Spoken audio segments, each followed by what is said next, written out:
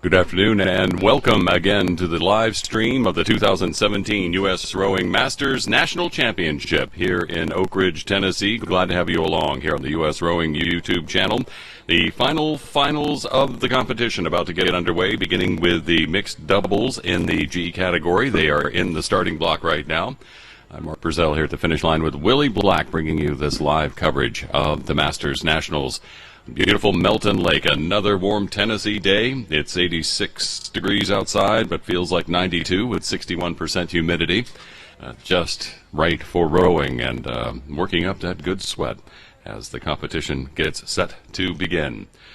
In this mixed double final in the G category, it's Sarasota in lane 1, Chinook in lane 2, a Vesper Composite in lane 3, a Masters Coaching Composite in lane 4, and Texas Center in lane 5 with Greenwich in lane 6. That's the lineup for the mixed doubles in the GH category. The first race of the final day of finals at the Masters Nationals.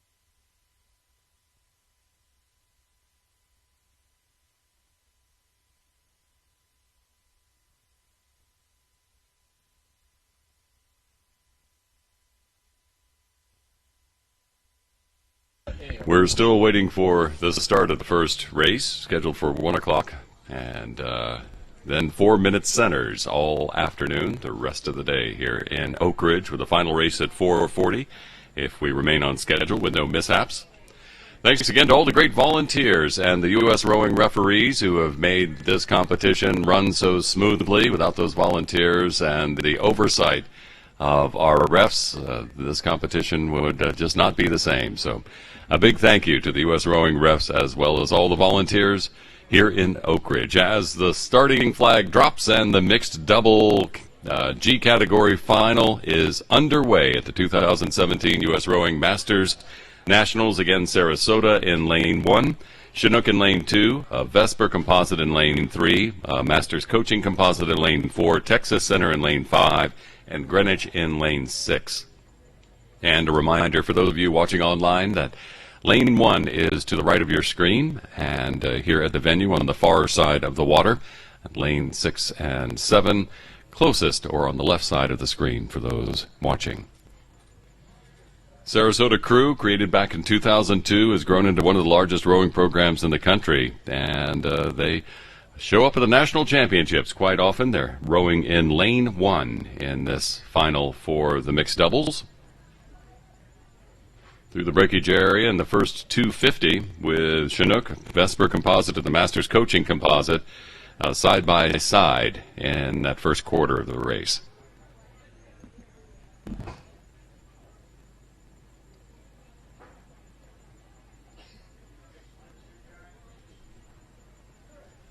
The Texas Rowing Center, they're in lane 5. Second most entries in this 2017 Masters National Championships. It's great to talk to Mark from the Texas Rowing Center yesterday about his Masters coaching. Texas now out by 2/3 of a boat length, heading towards the halfway point. It's Texas Center in front of the Vesper Composite, in front of Chinook at this moment, the mixed doubles.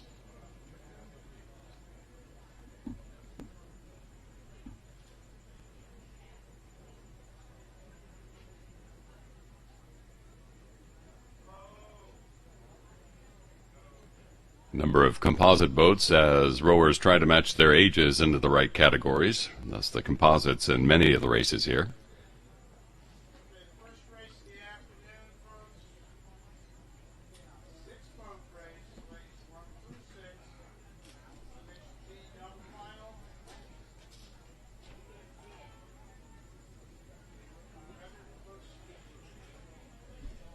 And it's hard to tell so far, but just for those on the venue, the beer tent is now open here near the finish line.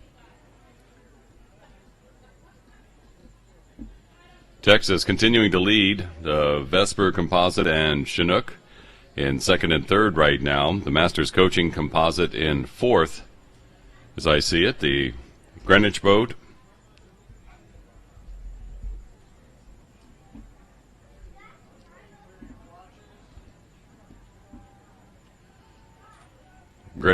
in fifth right now, and then the Sarasota boat in lane one, in that order. But Texas Center looking good here in the mixed doubles for the G age category, those 65 to 69-year-olds.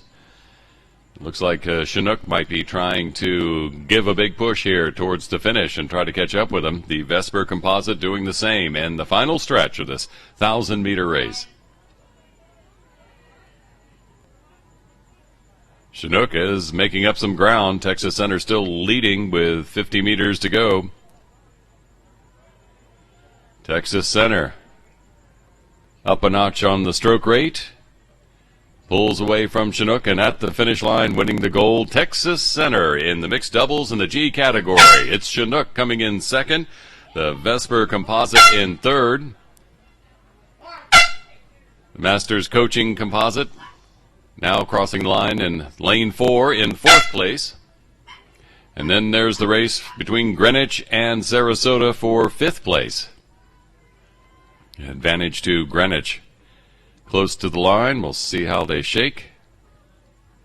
It is Greenwich in fifth and Sarasota in sixth in the mixed doubles in the G category. The first final on this Sunday of finals at the 2017 U.S. Rowing Masters National Championships.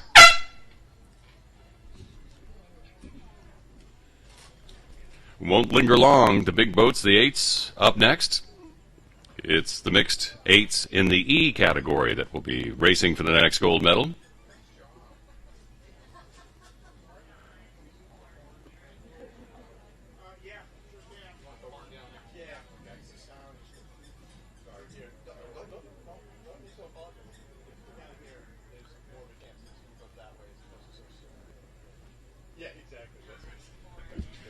So in the mixed eights in the C category, the E category, it's a Masters Coaching Composite in lane 1. Catawba in lane 2 from down in North Carolina near Charlotte on Lake Wylie. Greenwich Crew in lane 3. Chinook in lane 4. Another Texas Rowing Center boat in lane 5, and Saugatuck in lane 6. This is in the E category, the 55 to 59 age group, as they are in the starting blocks waiting to launch.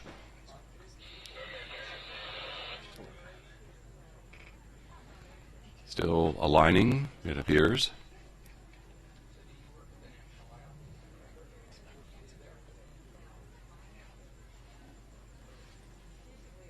See a couple of the crews making some minor adjustments.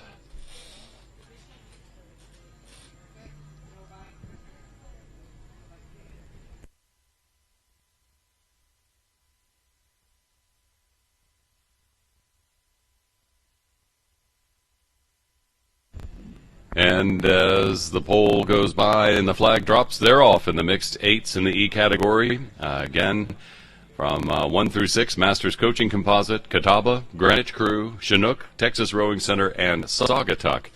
In that order, Saugatuck, based in Westport, Connecticut, founded by Coach James Mangan back in 1990, and really today, a realization of Mangan's vision for the club there in Westport. 57 entries in this Masters National Championships for the Saugatuck Rowing Club. Always seem to be in those championship finals, too.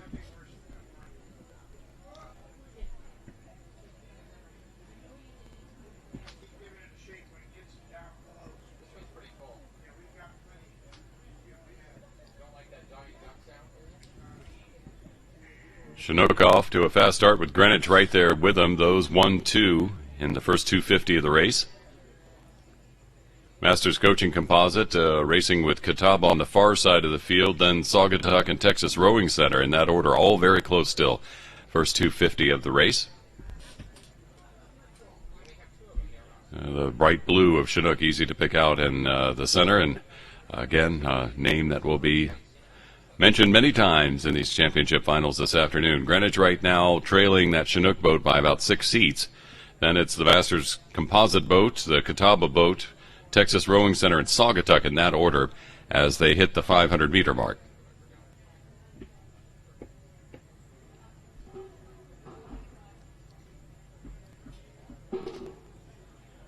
Smooth and strong. Love the sound of those boats flying down the course, especially these big eights and racing 6 across, to hear those oarlocks sing and see those boats just flying across the water. Sight to be seen here on Melton Lake in Oak Ridge.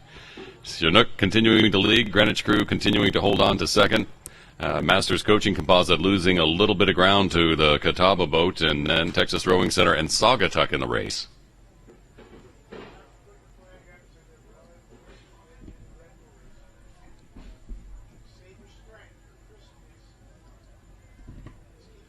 Chinook still ahead. Often yesterday in the finals races, they pulled out to a very big lead early on and maintained it all the way down the course. It looks like in this the mixed eight for the E category, they're doing the same thing, out to almost full boat length lead before the 500-meter mark, and they are continuing to lead Greenwich. In the meantime, Catawba and Masters Coaching dueling on the far side of the course, with Texas Rowing Center making up some ground. Saugatuck trying to hang with that boat from Texas Rowing Center, but out front it is Chinook in the lead.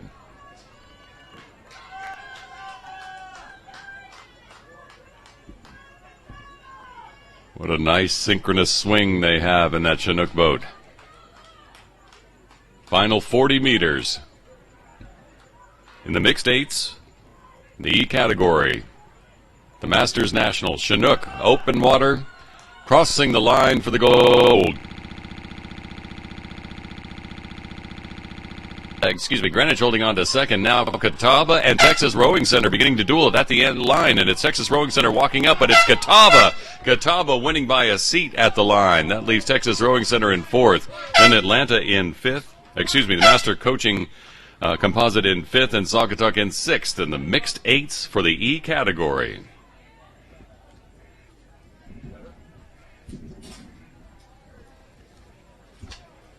Mixed eights again, that even balance of male and female rowers down the way.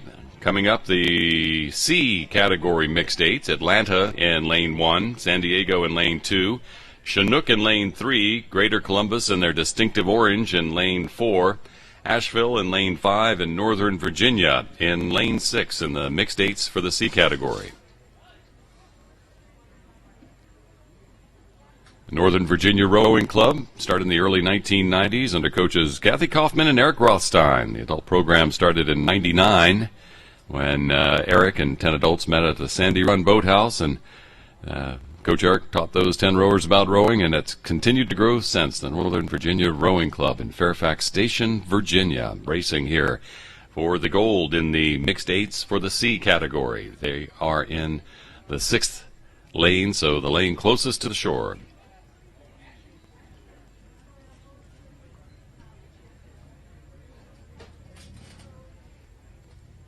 And they're off in the mixed eights for the C's. Underway. Greater Columbus pulling hard in their orange unis.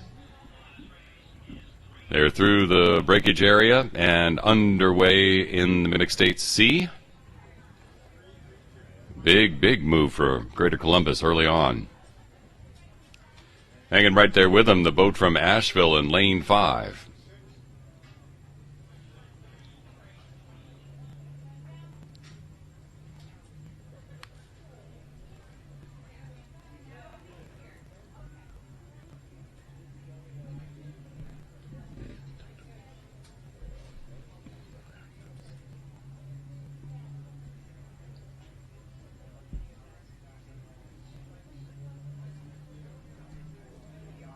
Chinook again beginning to outpace Greater Columbus through 250, 300, now heading towards the 5. It's Chinook in the lead with San Diego right behind them. Greater Columbus tagging as San Diego the whole time. Asheville in lane 5, though, with a big move here just before the 500-meter mark, has begun to walk by the Greater Columbus boat. As a matter of fact, they have caught and now passed by a seat.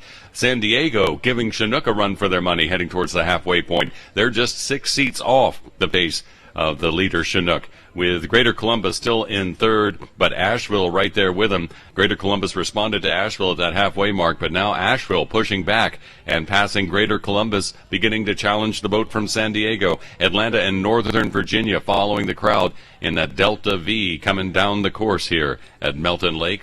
A race shaping up well in this mixed eights in the C category.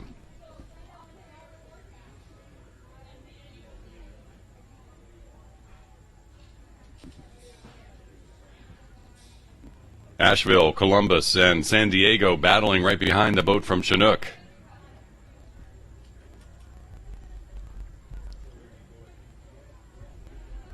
Northern Virginia not to be left out of the spat.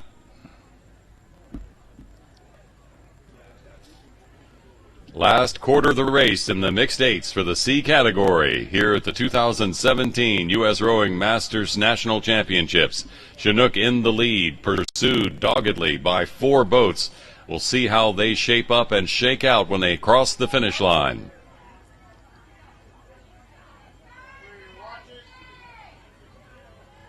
Chinook continuing to lead with Greater Columbus, San Diego, and Asheville right there with them.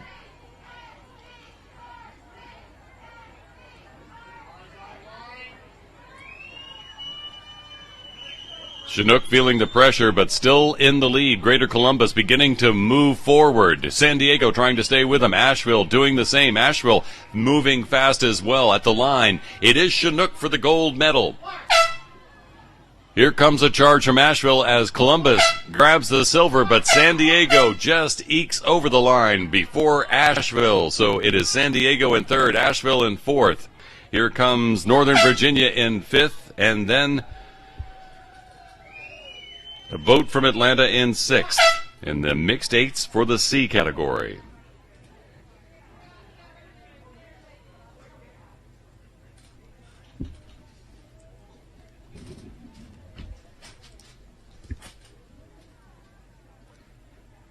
Exciting racing already on this finals afternoon of the 2017 Masters National Championships. The Women's Open AA4s next.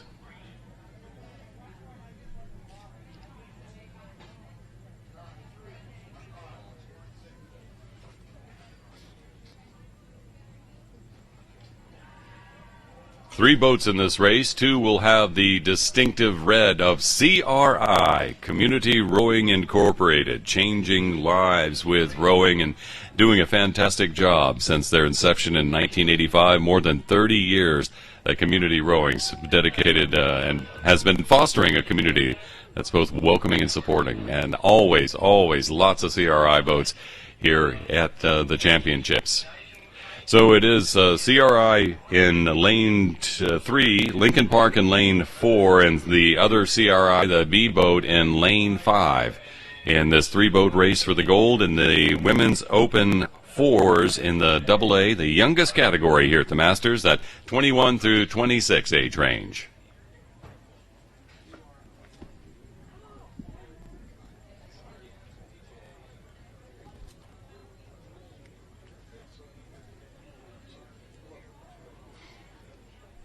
And the first 250, all these boats seem to be evenly matched. Almost use a ruler right across the bow balls across the course, and they'd be just about dead even.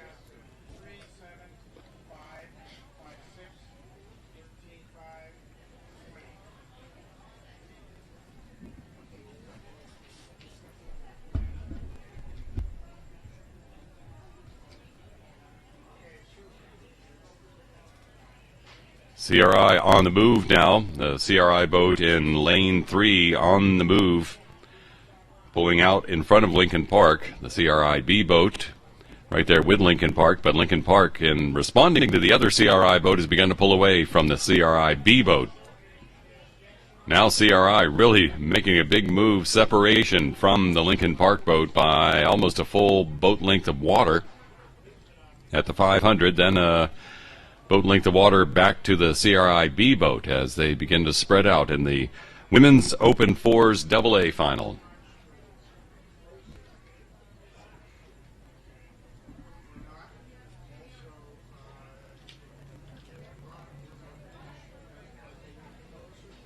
Serving the greater Chicago metropolitan community, the Lincoln Park Boat Club, 39 entries in this 2017 Masters National Regatta. Seeing that black and white uni coming down the course in many of the finals, too.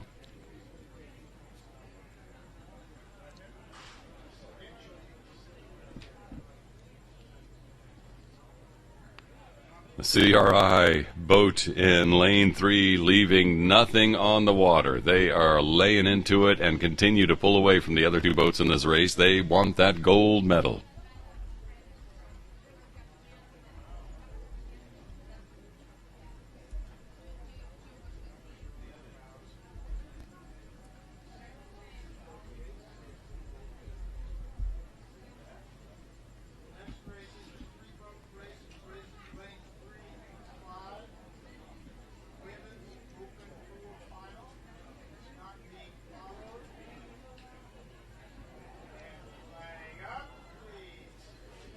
.200 meters from the finish. CRI continuing to lead and pull away. Lincoln Park continuing to chase, as is the other CRI boat.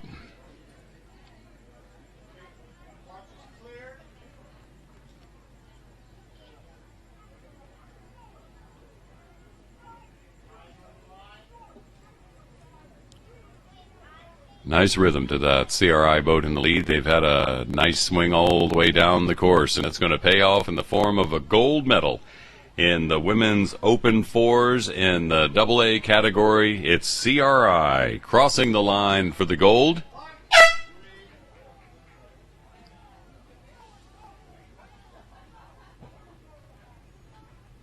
With the Lincoln Park boat next.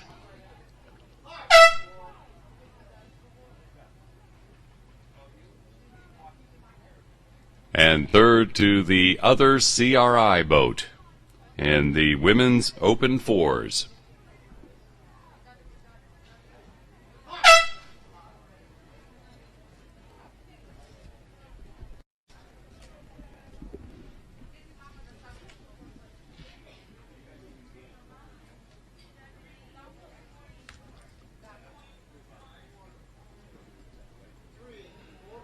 The first of our two races in one for this finals of the afternoon. The men's lightweight singles in the I and J categories. Those are the 75 to 79 in the I category and 80 plus in the J. Two races here. I's in lanes 2 and 3 and the J's in lanes 3 and 4. And it is a J, an 80-year-old Cal Sutliff from Potomac. Stroked hard yesterday and won some gold. Cal's looking for another. As he heads on down the course, he's in the lead early on in this race. The lineup is Patrick Fury from Noank in lane 2. Everett Sailor from Riverfront Recapture in lane 3. Those are the two I boats competing. They are neck and neck right now. Then the J category competition, Cal Sutliff from Potomac in lane 4 and Dan Tannhauser from Casitas in lane 5. Cal Sutliff with the advantage over the entire field right now by open water in the lead in the J category. And I'll give the advantage to Sailor from Riverfront Recapture right now in the I category, pulling ahead of Fury from Noank. In lane 3, Sailor moving ahead of Noank just before the 400-meter mark. But out front, Cal Sutliff looking smooth again.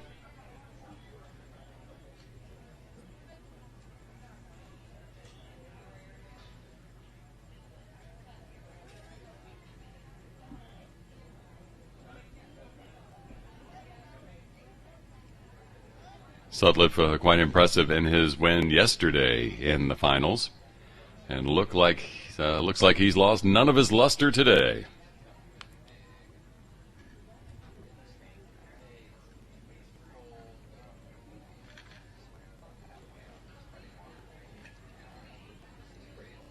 Again, pleasant conditions for both spectators and rowers today. Little on the warm side, especially in the sun.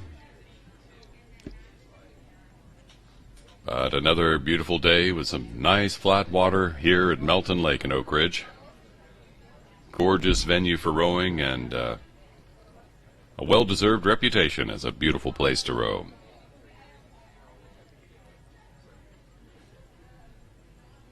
Temperature up to 89 now, but still just 55% humidity, so a little better than some of the steam baths earlier in the week.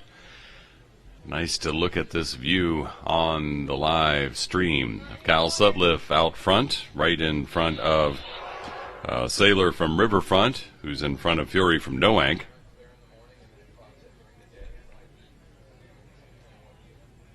And it's in the other J boat, Dan Tannhauser from Casitas.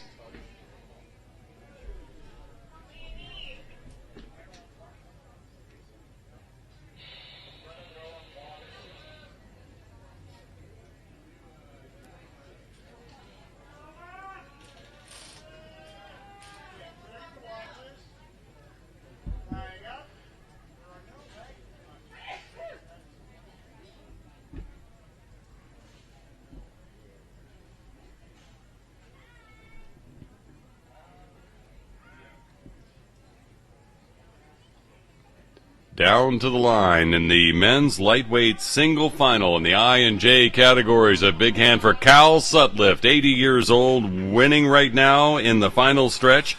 The men's lightweight singles from Potomac Boat Club, looking fine. Dan Tannhauser from Casitas logging in at 83, and he's still pulling hard.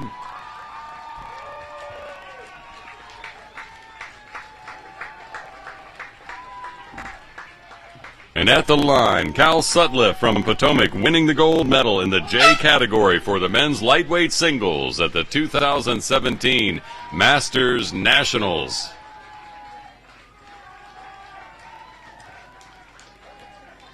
El Everett Sayre continuing to now make a sprint. He might pass from the finish. It is Sailor from Riverfront chasing Tannhauser from Casitas. Tannhauser in second in the race, second in the J category. Sailor from Riverfront recapture, first in the I category, winning the gold there. Second to Patrick Fury of Noank in the men's lightweight singles in the I and J categories.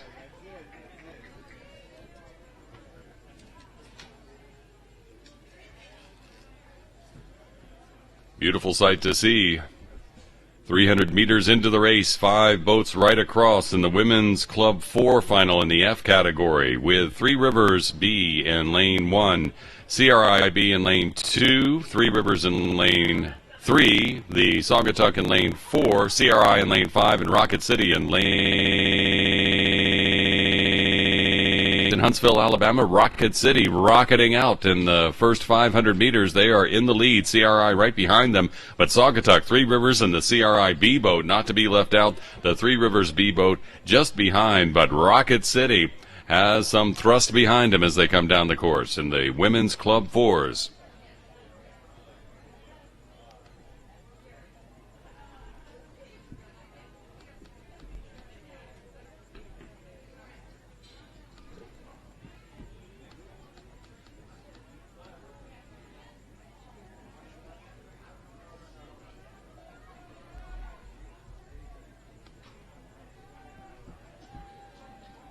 It was the University of Alabama and Huntsville alumni that founded the Rocket City Rowing Crew in 1996. They wanted to continue to enjoy the sport of rowing after graduating, and since 1996 they have been growing quite a bit.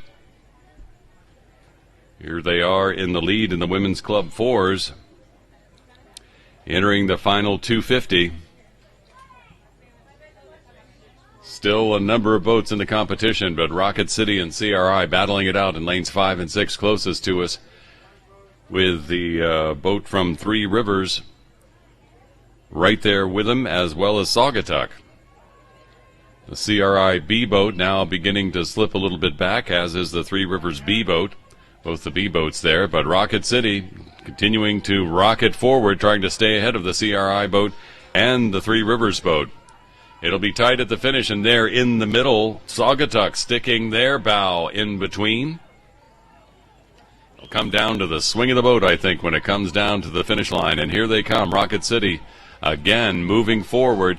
You can see Three Rivers trying to respond, and they are really right close together. CRI leaning back into their oars, but at the finish line in the Women's Club 4's F category, it's Rocket City with the gold. Hard to call the silver, somewhere between Three Rivers and CRI. Saugatuck in 4th, CRI B in 5th, and that leaves the B boat from Three Rivers in 6th. And final for the Women's Club 4's in the F category here at the Masters National Championship.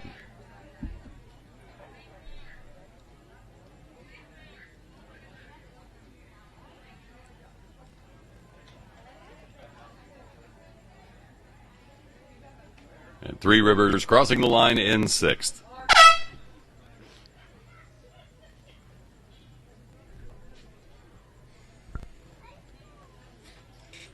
That was the F final for the F category final for the Women's Club 4's. Now in the G category, 2 boats racing. Vesper and Texas Center vying for bragging rights in the Women's Club 4's in the G category. Already underway, and they are side by side through the first 500 meters. Bow ball to bow ball, almost evenly matched, Texas Center and Vesper. Racing in the middle of the course, lanes 3 and 4, and I can see from the shots on the live stream an occasional glance across at the competition.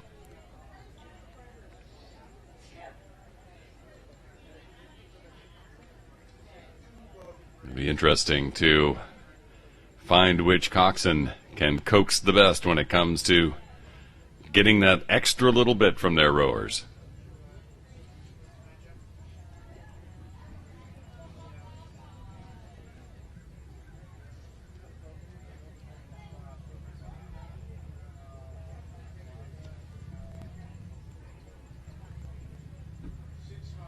Vesper Club quite dominant at the Club National Championships in Cincinnati last month. Long and storied history there in Philadelphia from the Vesper Boat Club.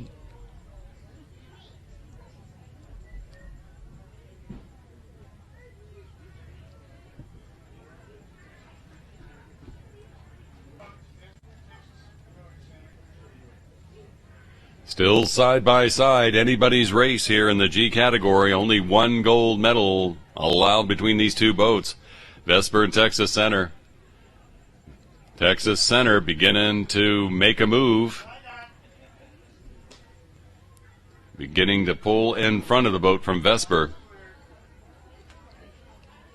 Big push starting about 250, and Texas Rowing Center now in the lead.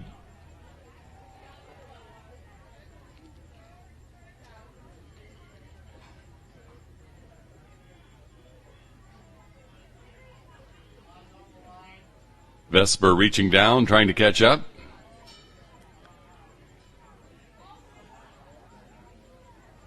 "50 meters from the finish, and the gold for the Texas Rowing Center's Women's Club 4 G category.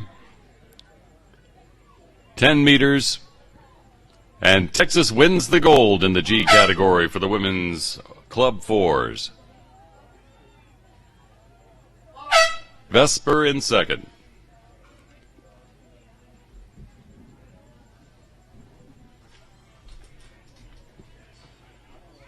And the men's open doubles F category final already underway, with Minneapolis out ahead, being chased by Greenwich and most of the other boats in the race. It's Winnipeg in lane 1, Minneapolis lane 2, Detroit in lane 3, Rockford in lane 4, Long Beach in lane 5, Palm Beach in lane 6, and Greenwich in lane 7. Minneapolis out in front, Rockford right there with them. Greenwich as well.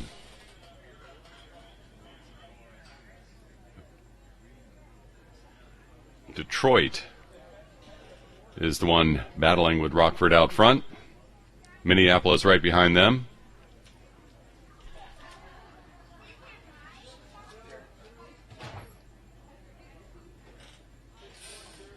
And Greenwich out there too. Greenwich way out there in lane 7.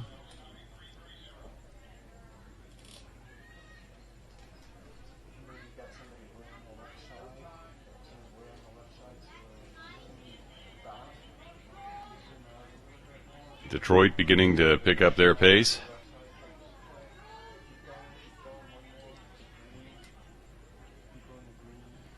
Rockford, Detroit, and Greenwich battling at the front. Minneapolis in there in that mix, along with Long Beach.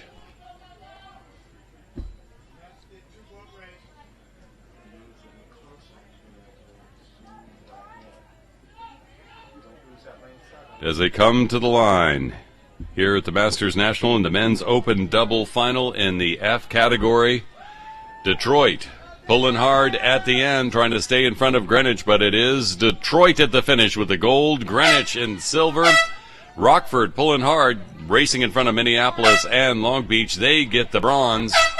Then Minneapolis and Long Beach crossing very, very closely together.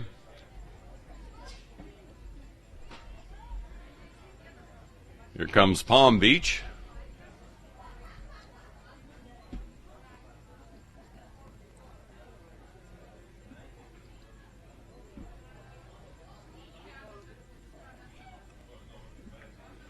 And our neighbors from the north from Winnipeg crossing the line in 7th in the men's open doubles final in the F age category.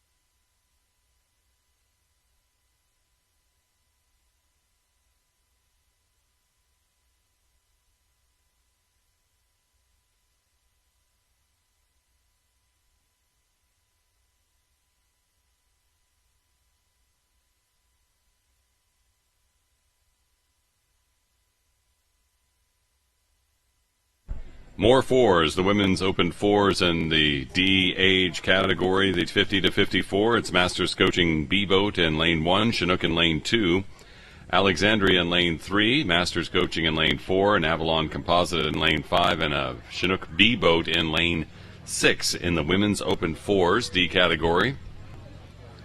Underway through the breakage area and, racing towards that finish line. Chinook, another fast start. Alexandria sticking with them. Then it's back to the Masters Coaching B and the Masters Coaching boats. The Chinook B boat is not out of that mix between those Masters Coaching boats.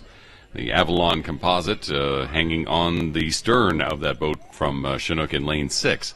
But over in lane 2, it's Chinook out in front.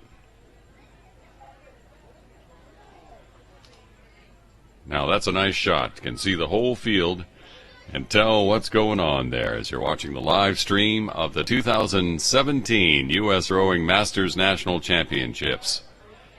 In Oak Ridge, Tennessee, a Sunday summer afternoon, watching Chinook out by a boat length over the second place boat from Alexandria with Masters Coaching B boat in third right now. Then a duel for fourth between the Masters Coaching and Chinook B boat. About a boat length behind that here at the 500-meter mark. And the Avalon Composite trailing by about 2 boat lengths behind that fifth-place boat.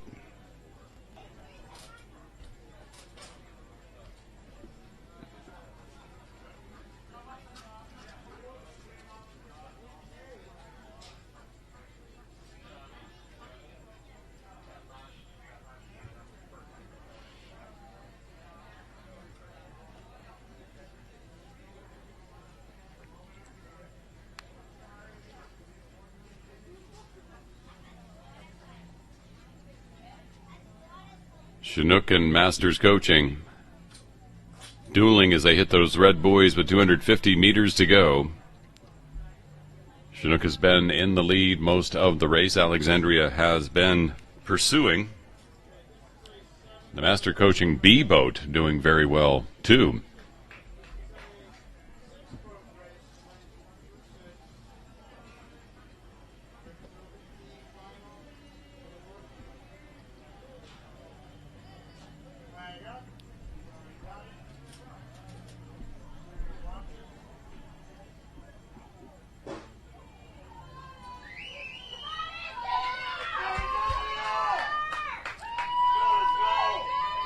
Chinook staying in the lead in the final 50 meters of this race for the women's open fours in the D category. Alexandria fighting to try to catch up with them, but running out of water. The Masters Coaching B boat now getting challenged by the Chinook B boat. We'll see if the Chinook B boat can catch up with them here in the final 40 meters, but at the finish line with the gold medal in the championship, it is Chinook in lane 2, Alexandria in lane 3 in second place. And then here comes the Chinook B boat with a big push in the last 20 meters, and they will take the bronze away from the Masters Coaching B boat that had been in third most of the race. Just right there in the last 10 meters, a couple of big pushes from the Chinook B boat, and they capture that third place. Fifth belongs here to the Masters Coaching boat in lane 4. And then this is the Avalon Composite crossing the finish line in the women's open 4D category in 6th place at the Masters Nationals.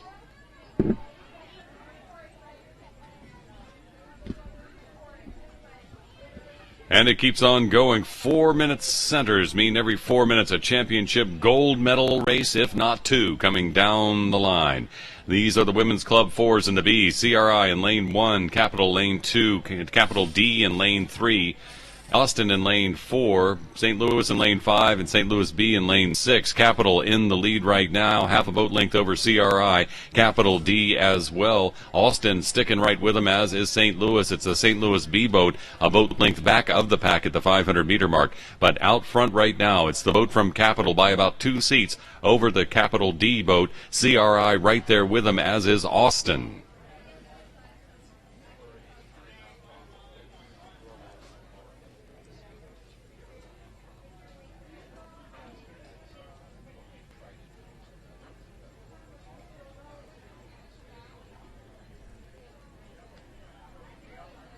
The St. Louis Rowing Club in Maryland Heights, Missouri. 25 entries in this 2017 U.S. Rowing Masters National Championships, and 2 boats here in the Club 4 final for the B category.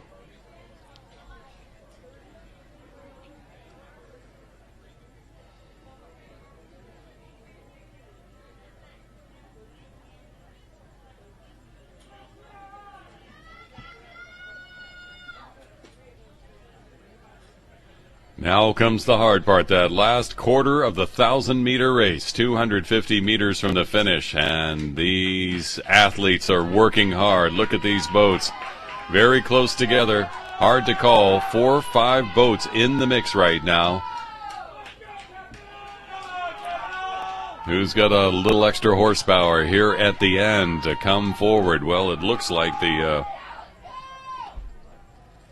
the boat from St. Louis is beginning to really apply the oar to the water. That Capital boat that's been leading, trying to stay ahead of their teammates in the Capital D boat. Austin beginning to move forward as well. Austin here with about 50 meters to go, really picking up the pace. Austin is beginning to walk up. The boat from Capital in lane 2 beginning to flag as Austin begins to surge forward. They're 20 meters from the end. It's still Capital, but it's Austin on the move. Austin now with their bow ball almost there, losing by 6 feet. It is Capital for the gold.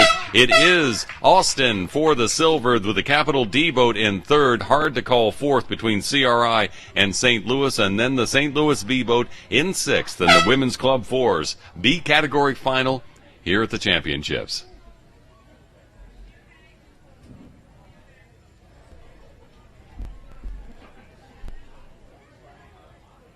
The men's open singles B category underway. Tolson Waddle won a race yesterday and in racing in this race today as well. He is in lane 2, Tolson Waddle from Potomac. Alexander Sinovi from Detroit is in lane 3. Pavlo Cedebro, the unaffiliated boat, in lane 4. Julio Sanchez from Greater Columbus in lane 5. Walt Opliger from Asheville Rowing Club in lane 6. And right now, Tolson Waddle, Pablo Cebro, and Julio Sanchez are the ones dueling it out at the 500-meter mark. Tolson Waddle in the lead, but both Cebro and Sanchez hot on their trail. Wade Opliger from Asheville Rowing Club about 2 boat lengths behind them, with Alexander Stanovoy from Detroit pacing with Wade Opliger. Cebro, a very dominant race yesterday, won by almost 50 meters in his final, hoping to win again here in the men's open single B category. Tolson Waddle, also a very dominant row yesterday. We'll see how those two rowers do down here at the end and how their styles may match or contrast. Alexander Stanovoy, Wade Opliger, Stanovoy from Detroit in lane 3, and Opliger from Asheville Rowing Club in lane 6 are just behind the 3 leaders, Waddle, Cebro, and Sanchez.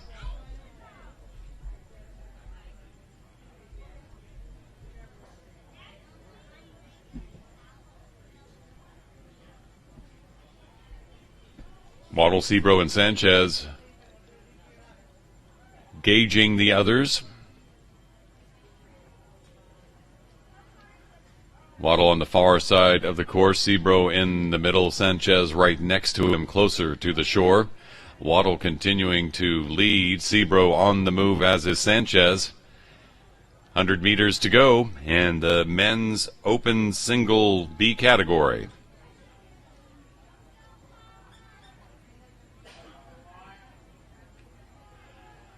Waddle seeing an attack from Cebro. Kicks up his stroke rate as well with 60 meters to go. Cebro now beginning long, strong stroke. Sanchez beginning to slip behind, but at the finish line here at the Masters National Championships, it's Tolson Waddle with the gold medal, Pablo Cebro in second with the silver, and Julio Sanchez in third with the bronze.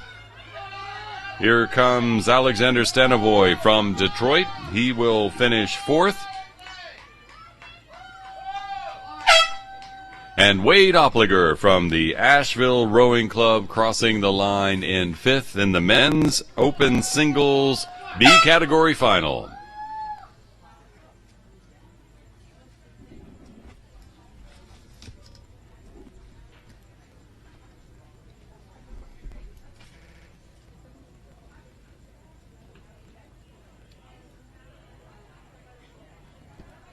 Next 3 races are a mix or mixed races.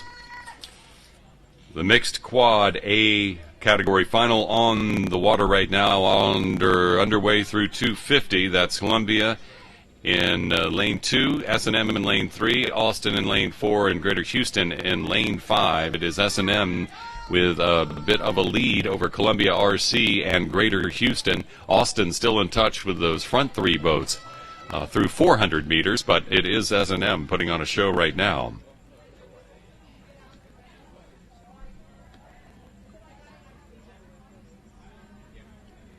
S&M Rowing, based in Jacksonville, Florida, and they have been in many of the championship finals over the last few days, and here they are again with almost a boat length lead over the hotly pursuing Greater Houston boat. Greater Houston here at the 500 meters begun to catch up and begun to walk up on that boat from S&M. In the meantime, Columbia RC beginning to lose a little bit of water to the boat from Austin as Austin continues to move forward too. S&M and Greater Houston battling. Greater Houston, though, I would say has a slight advantage now as they pass through 500, 600 now, heading towards the last 400 meters or so.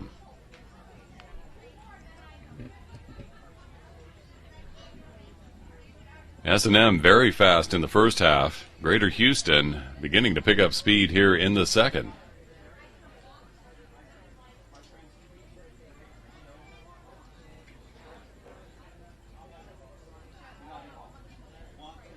Greater Houston and S&M dueling. 250, the last quarter of the race.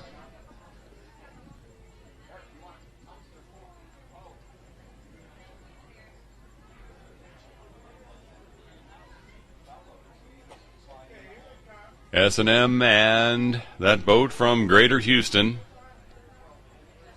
followed by Columbia RC and Austin, coming to the line. We've seen a lot of boats move a long way in the last 75 meters or so. We'll see who can make a move right now, but S&M out in front with Greater Houston and the Columbia RC boat going bow ball to bow ball. Greater Houston digging in. Greater Houston passing the boat from Columbia RC. It's S&M at the line for the gold, and Greater Houston with a great effort in the last 40 meters. They will get silver by half a boat length. Columbia RC in third, and then here comes the boat from Austin, rounding out the mixed quads final in the A category.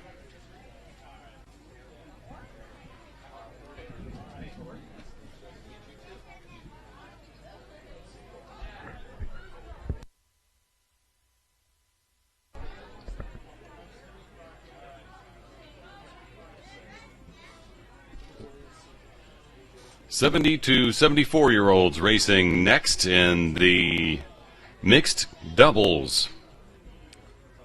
Chinook in lane 1, Saugatuck in lane 2, Cincinnati in lane 3, Saugatuck in lane 4, Texas Center in lane 5, and a Casitas Composite in lane 6 in the mixed doubles final. Need to watch that very fast boat from Cincinnati there in lane 3.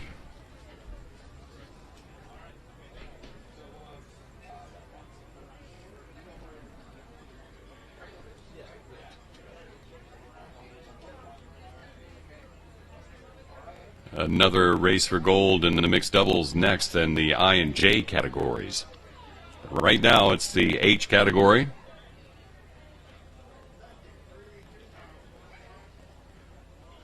The first 250 with Saugatuck and Cincinnati beginning to duel.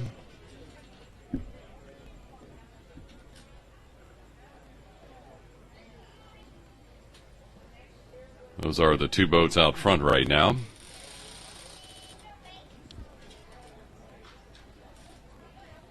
Two Saugatuck boats looking very strong.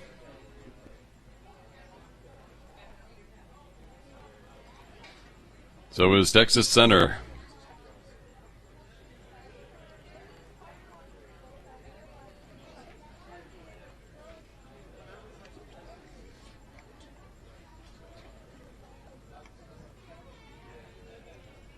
Cincinnati and Saugatuck out front. Cincinnati with slight advantage over Saugatuck, approaching the halfway point. Then it's Chinook, Texas Center, the other Saugatuck boat, and the Casitas Composite. Cincinnati in lane 3 at the 500-meter mark, looking very strong with almost a full boat length lead over the second place boat from Saugatuck in lane 2.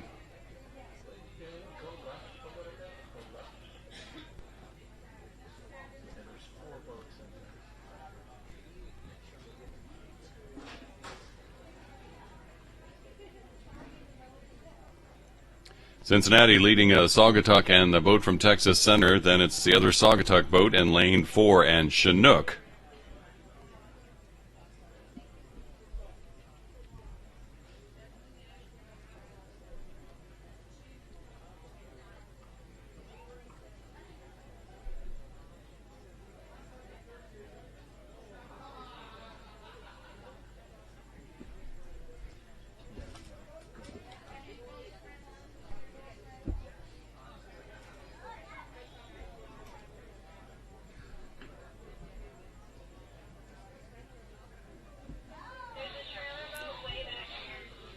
Cincinnati continuing to stay ahead of the pack and trying to maintain in the last 250 meters of this 1,000-meter race here at the 2017 U.S. Rowing Masters National Championships.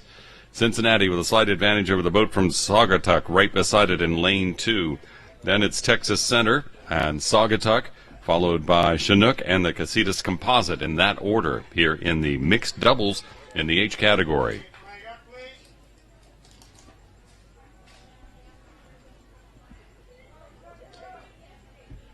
Saugatuck on the move now in the final portion of the race. Can Cincinnati hang on? 60 meters to go. Who will get the gold? Saugatuck, Cincinnati, back and forth.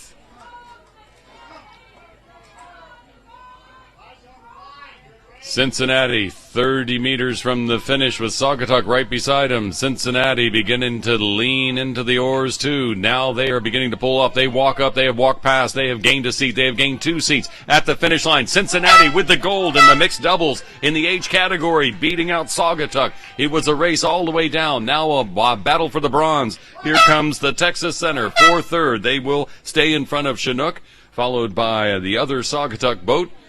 That will be in fifth place. And then the Casitas Composite on the way to the finish line to round out the field in 6th place in the mixed doubles in the H category.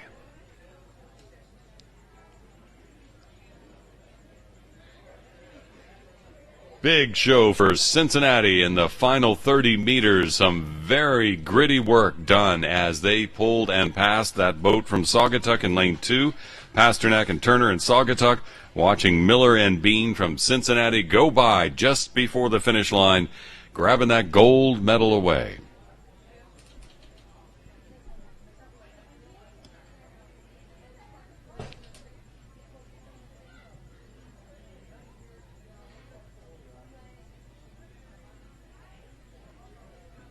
Harrelson and Flaherty Ludwig from Casitas Composite now coming to the finish line and rounding out the finals in the men mixed doubles for the H category here in Oak Ridge at the Masters Nationals.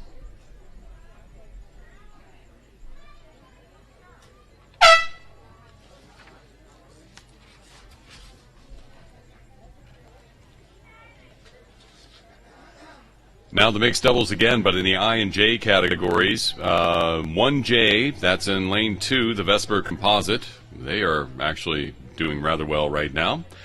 In lane 3, it's Colorado, lane 4, Fairmount, and lane 5, Chinook. Those are all racing in the I category. And right now, I would have to say it is the Chinook boat that has the advantage over the boat from Colorado right now as they approach 500 meters in the halfway point.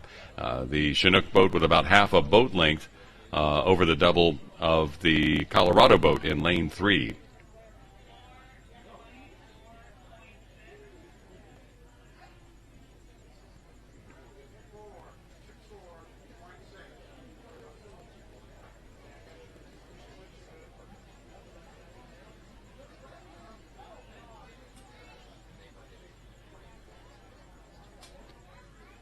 Chinook out in front of Colorado. Fairmount in third in the race for the I category mixed double.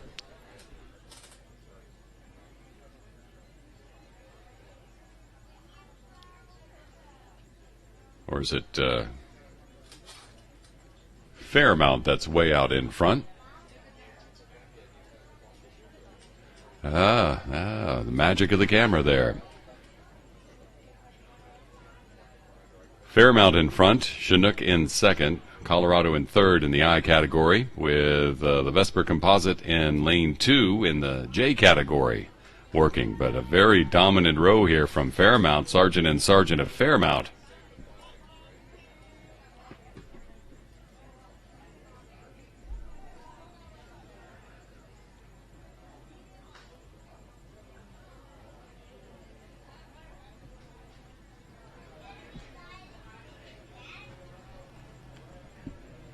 Fairmount Rowing Association in Philadelphia, Pennsylvania, founded in 1877.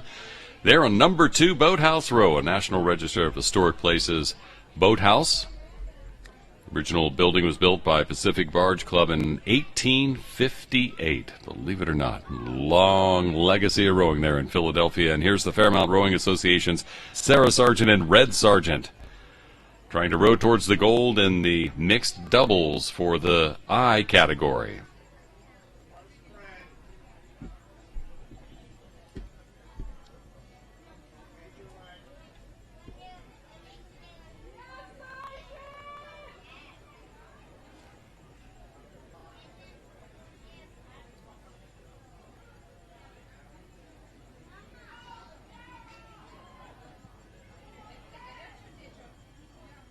The Sergeants from Fairmount winning the gold in the I category in the mixed doubles here at the 2017 Master National Championships.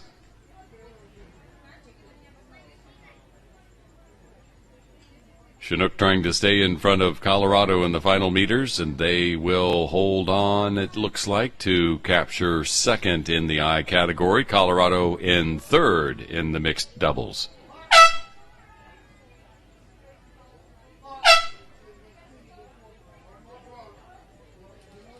And this is the Vesper composite boat over there in lane 2.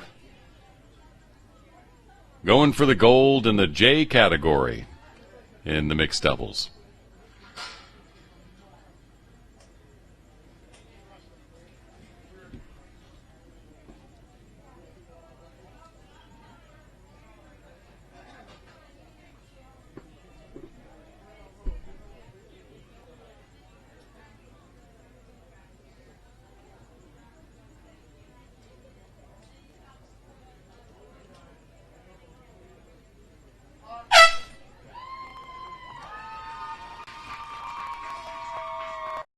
Smith and Mitchell in the Vesper composite winning the gold in the J category for the mixed doubles.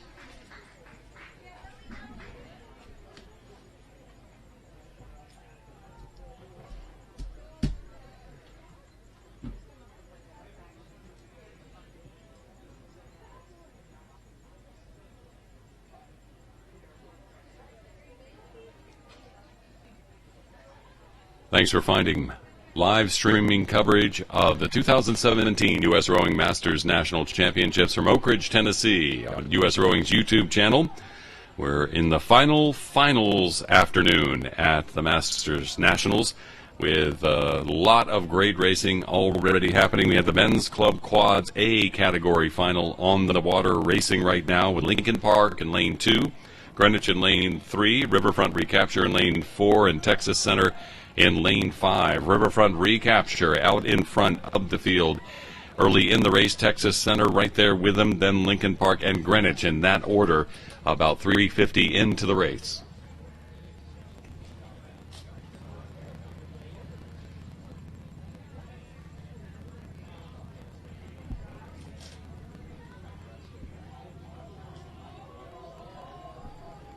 Riverfront Recapture almost a boat length out. Lincoln Park and Texas Center dueling for second. I'd give it to Lincoln Park at the moment. Greenwich is trailing those boats by open water, maybe a boat length and a half.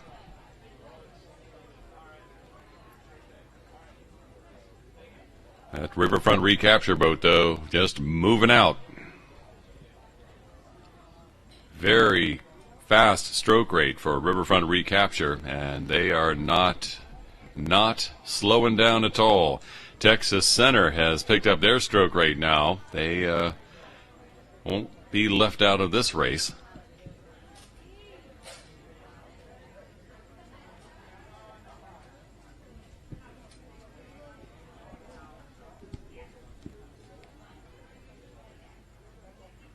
Another men's club quad race next, the B through D final. This is the A category final for the men's club quads.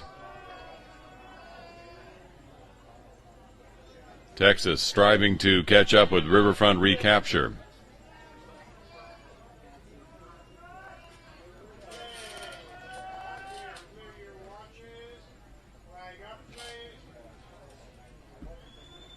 Riverfront Recapture doing a job here in the men's club quads.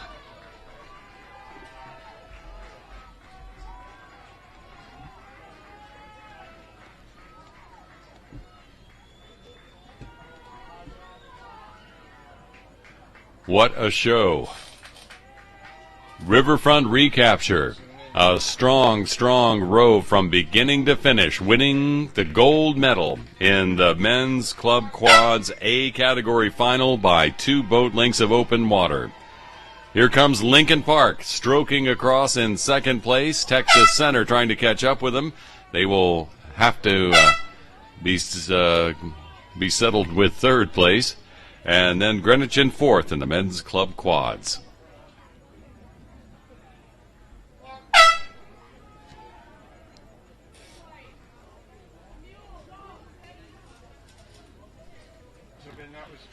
So that was the A category, the younger 27 to 35 age group. Now the B through D. And there is more than, actually, 1, 2, 3 different gold medals that will be awarded here in the men's club B through D quad final. In lane 2, it's Wyandotte, and lane 3, Atomic. They are both rowing in the B category. Texas Center B is in lane 4 in the C category. CRI is in lane 5 in the D category. And Western Reserve, although an E category boat, I guess, is racing against in the D category boat from CRI in the men's club B through D quad finals. They are at the stake boats, still sitting still, waiting for the start. Oars in the water, at the catch, and they're off.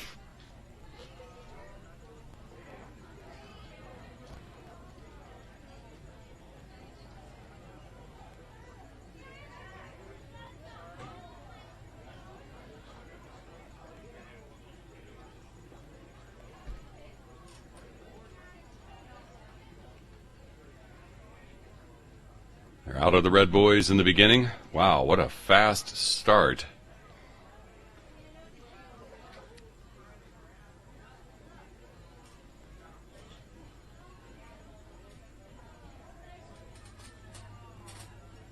For the Texas Center B boat. Very fast start. They are racing with CRI right through the first 200 meters, and they are going bow ball to bow ball, then back to Wyandotte and Atomic. Trying to look for Western Reserve to see where Western Reserve is going there. But, wow, Texas Center really stomping the gas in the very beginning. CRI trying to keep up with them.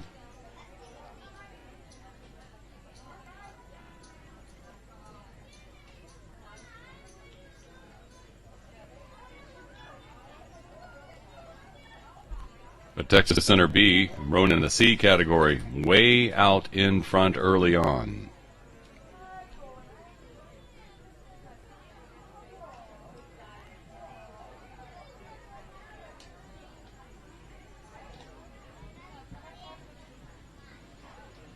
So Wyandotte racing Atomic in the B category in this race. Wyandotte well in the lead at the 500-meter mark over Atomic. Texas Center B out in front of all the boats there, racing in the C category. CRI racing in the D category, side by side with Western Reserve, racing them in lanes 5 and 6.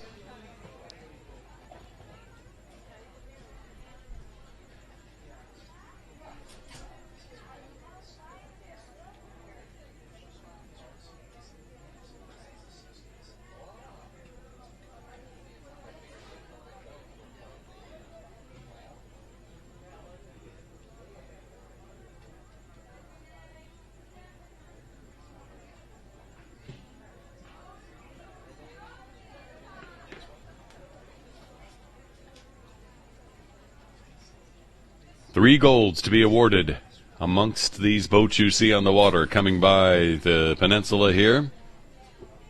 What a row for Texas Center. Texas Center just out in front from the beginning of the whole field.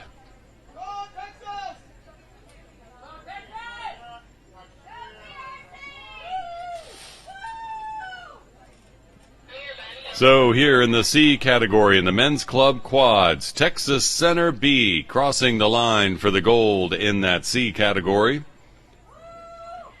The battle for the B category between Wyandotte and Atomic. It's Wyandotte with the gold on the far side, crossing first.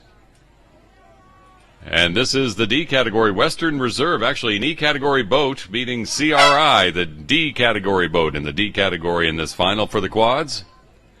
And here comes Atomic second in the B category, now coming to the line.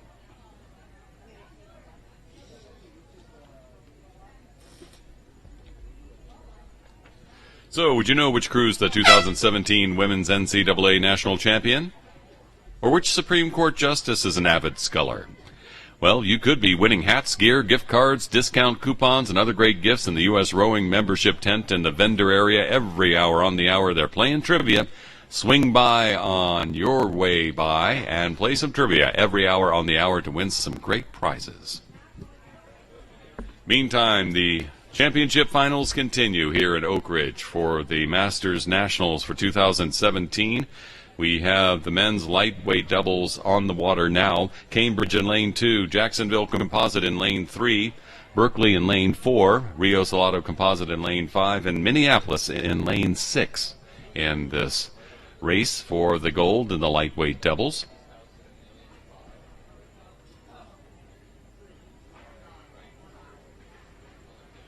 Four of the boats are in the G category, one in the H, rowing down. You can row in a younger category, but you can't row in an older category here at the Masters Nationals. So if you think you have a chance and you are older than the competition, you can still give it a roll. And that is the boat in lane 3, the Jacksonville Composite. That is the H category boat, and they are in the lead.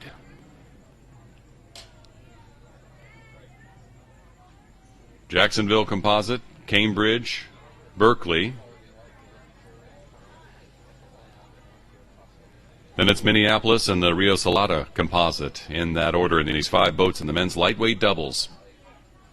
The halfway point with that H category boat, Jacksonville Composite, in the lead by a boat length at 500, with both Cambridge and Berkeley flanking on either side. It looks like Berkeley beginning to notch it up and beginning to gain some water over that boat from Jacksonville. And in the meantime, Minneapolis has pulled ahead of the Rio Salado Composite, so they are now in a battle for third with Cambridge.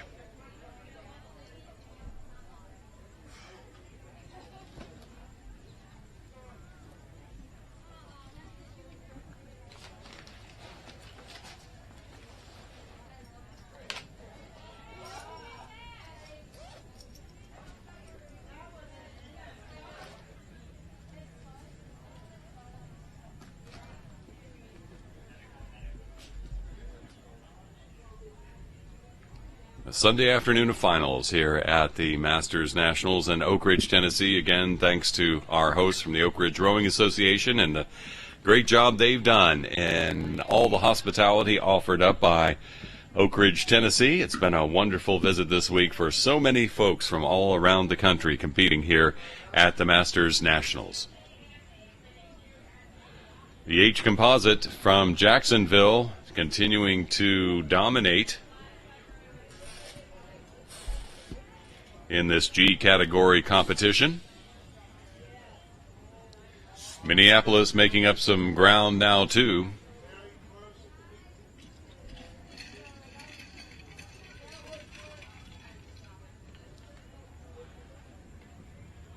Big move coming on from Cambridge in the last little bit, but it looks like that Jacksonville Composite boat will not let loose of first place. A big move coming from Berkeley right now. Berkeley making up a lot of water too, beginning to walk up on the boat from Cambridge, but at the line, Jacksonville Composite, Schumacher and Monty for first. It will be Cambridge, it looks like, in second, with Berkeley right behind them, working hard to catch up. Not quite there. Here comes Minneapolis across the line for fourth place in the men's lightweight double final in the G category, and here comes the Rio Salado Composite for fifth.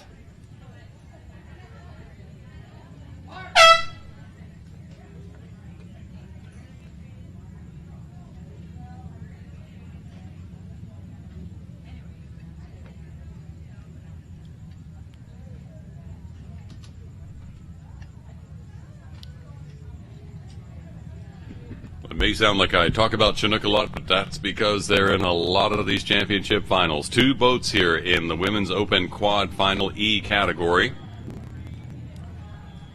There's Three Rivers B boat in lane 1, Baltimore in lane 2, Saugatuck in lane 3. The Chinook B boat was a faster qualifier than the A boat. They are in lane 4.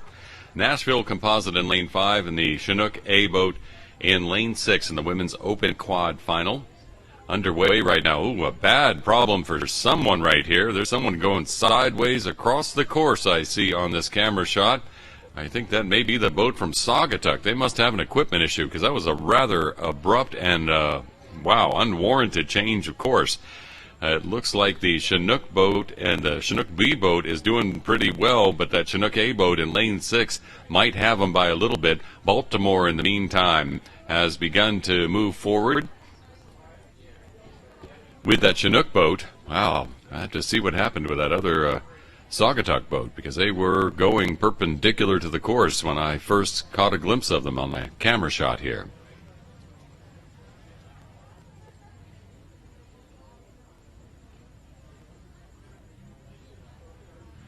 The Chinook A, obviously feeling the burn from having qualified slower than their B boat, has begun to move forward, and they at the 500-meter mark are bow ball to bow ball with their teammates, but it is still the boat from Baltimore who, in the big move, has begun to move out front. Nashville Composite in the mix, but slightly back, and the Three Rivers B boat over in lane 1 at the 500-meter mark is about a boat length back of the pack as they move down the course. But boy, what a move from Baltimore, just rocketing out of that starting gate, doing so well. But that Chinook B boat and the Chinook A boat both giving them grief as they come down the course.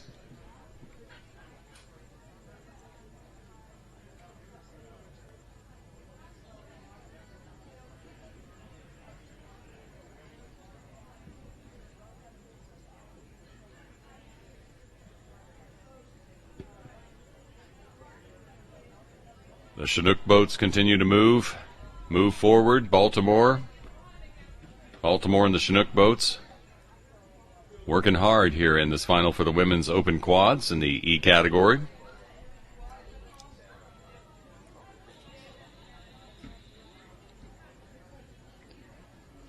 Chinook B showing why they qualified fast, hanging right there at the front. So is the Chinook A boat. Chinook, and Baltimore.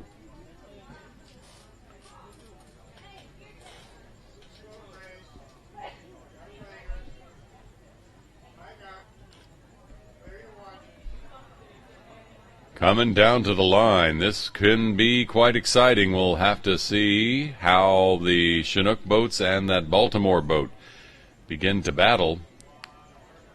In the meantime, the Nashville Composite shadowing them. And the Three Rivers B boat, and then back to the boat, I believe, from Saugatuck that was having some issues earlier in the race. But on the line, that Chinook B boat reasserting itself. Fast qualifier beating the A boat. It's Chinook B heading towards the finish line in the gold medal, and it is Chinook B that will win the gold in the women's open quad. Baltimore fending off the advancing Chinook A boat will take silver. The Chinook A boat with bronze. Here comes the Nashville Composite boat, still looking strong at the end of this 1,000-meter stroke, and they will come in fourth fastest in the nation here in the women's open quads.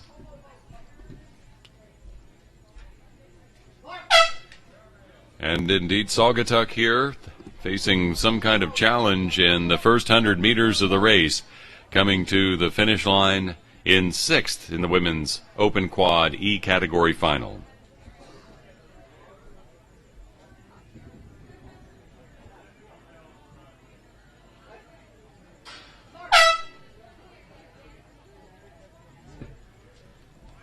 Woof! What racing's happening here? The 2017 U.S. Rowing Masters National Championships, and the racing continues with the men's lightweight doubles E category final. Chinook in lane 3, Baltimore Composite lane 4, and Chicago lane 5. It's Chinook out front right now at the 500-meter mark, almost a boat length over the boat from Chicago, with the Baltimore Composite sticking with them, but about 3/4 of a boat length back from there.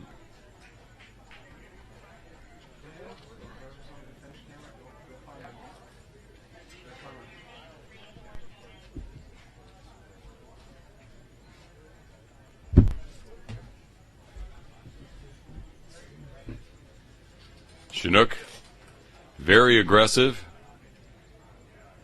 and very much in control of this race.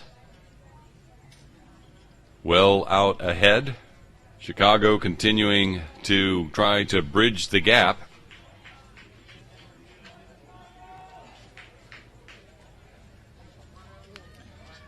And the Baltimore Composite trying not to be left out of the race.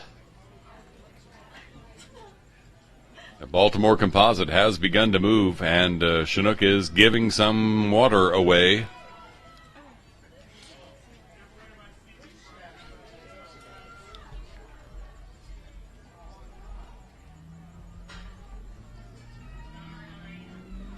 That Baltimore boat has made quite a move since the 500-meter mark. They have gained a lot of ground and beginning to make a challenge to Chinook, but they're running out of course inside of 100 meters from the finish line. Here in the men's lightweight double final in the E category, Chinook leading from the beginning, continuing to lead. Baltimore had been trailing. Now they have secured second place. The boat from Chicago in second for most of the race has begun to try to fight back, but that Baltimore boat is moving. But out front, it is Chinook. Reichert and Nash from Chinook in the men's lightweight double final, winning the gold.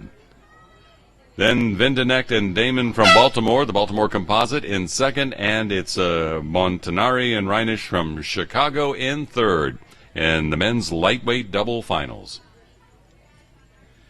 And the fun doesn't stop. The women's lightweight singles CH category, 43 to 49. Margaret Smitty from San Diego in lane 1. Carol Raisky from Rockford in lane 2. Stephanie Achera from Capital in lane 3. Mickey Manivong from Greater Houston in lane 4. Marlo Stoutenberg from Chinook in lane 5. And Debbie Brazil from ROCCS in lane 6 in the women's lightweight singles final.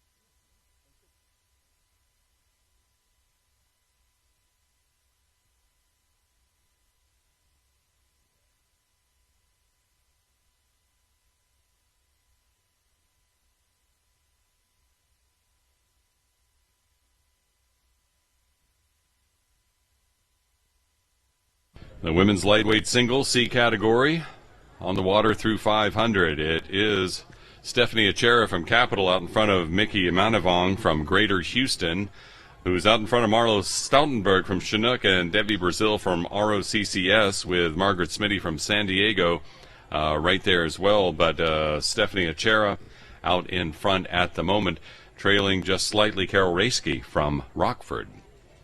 Live streaming of the 2017 U.S. Rowing Masters National Championships here in Oak Ridge, Tennessee. Beautiful Tennessee summer afternoon for the finals each day this week so far. And we have Mark DeRose, president of Explore Oak Ridge, to thank for that. Mark DeRose joining us here on the live stream. Welcome. Thank you. And thanks for being here. So you're president of Explore Oak Ridge, but also a former rowing coach, so we can talk both about Oak Ridge and about rowing here. That's right. And we'll be doing that, Mark, in the next few minutes as we watch the women's lightweight singles come down to the 250 meters to go mark. And they have begun to spread out again.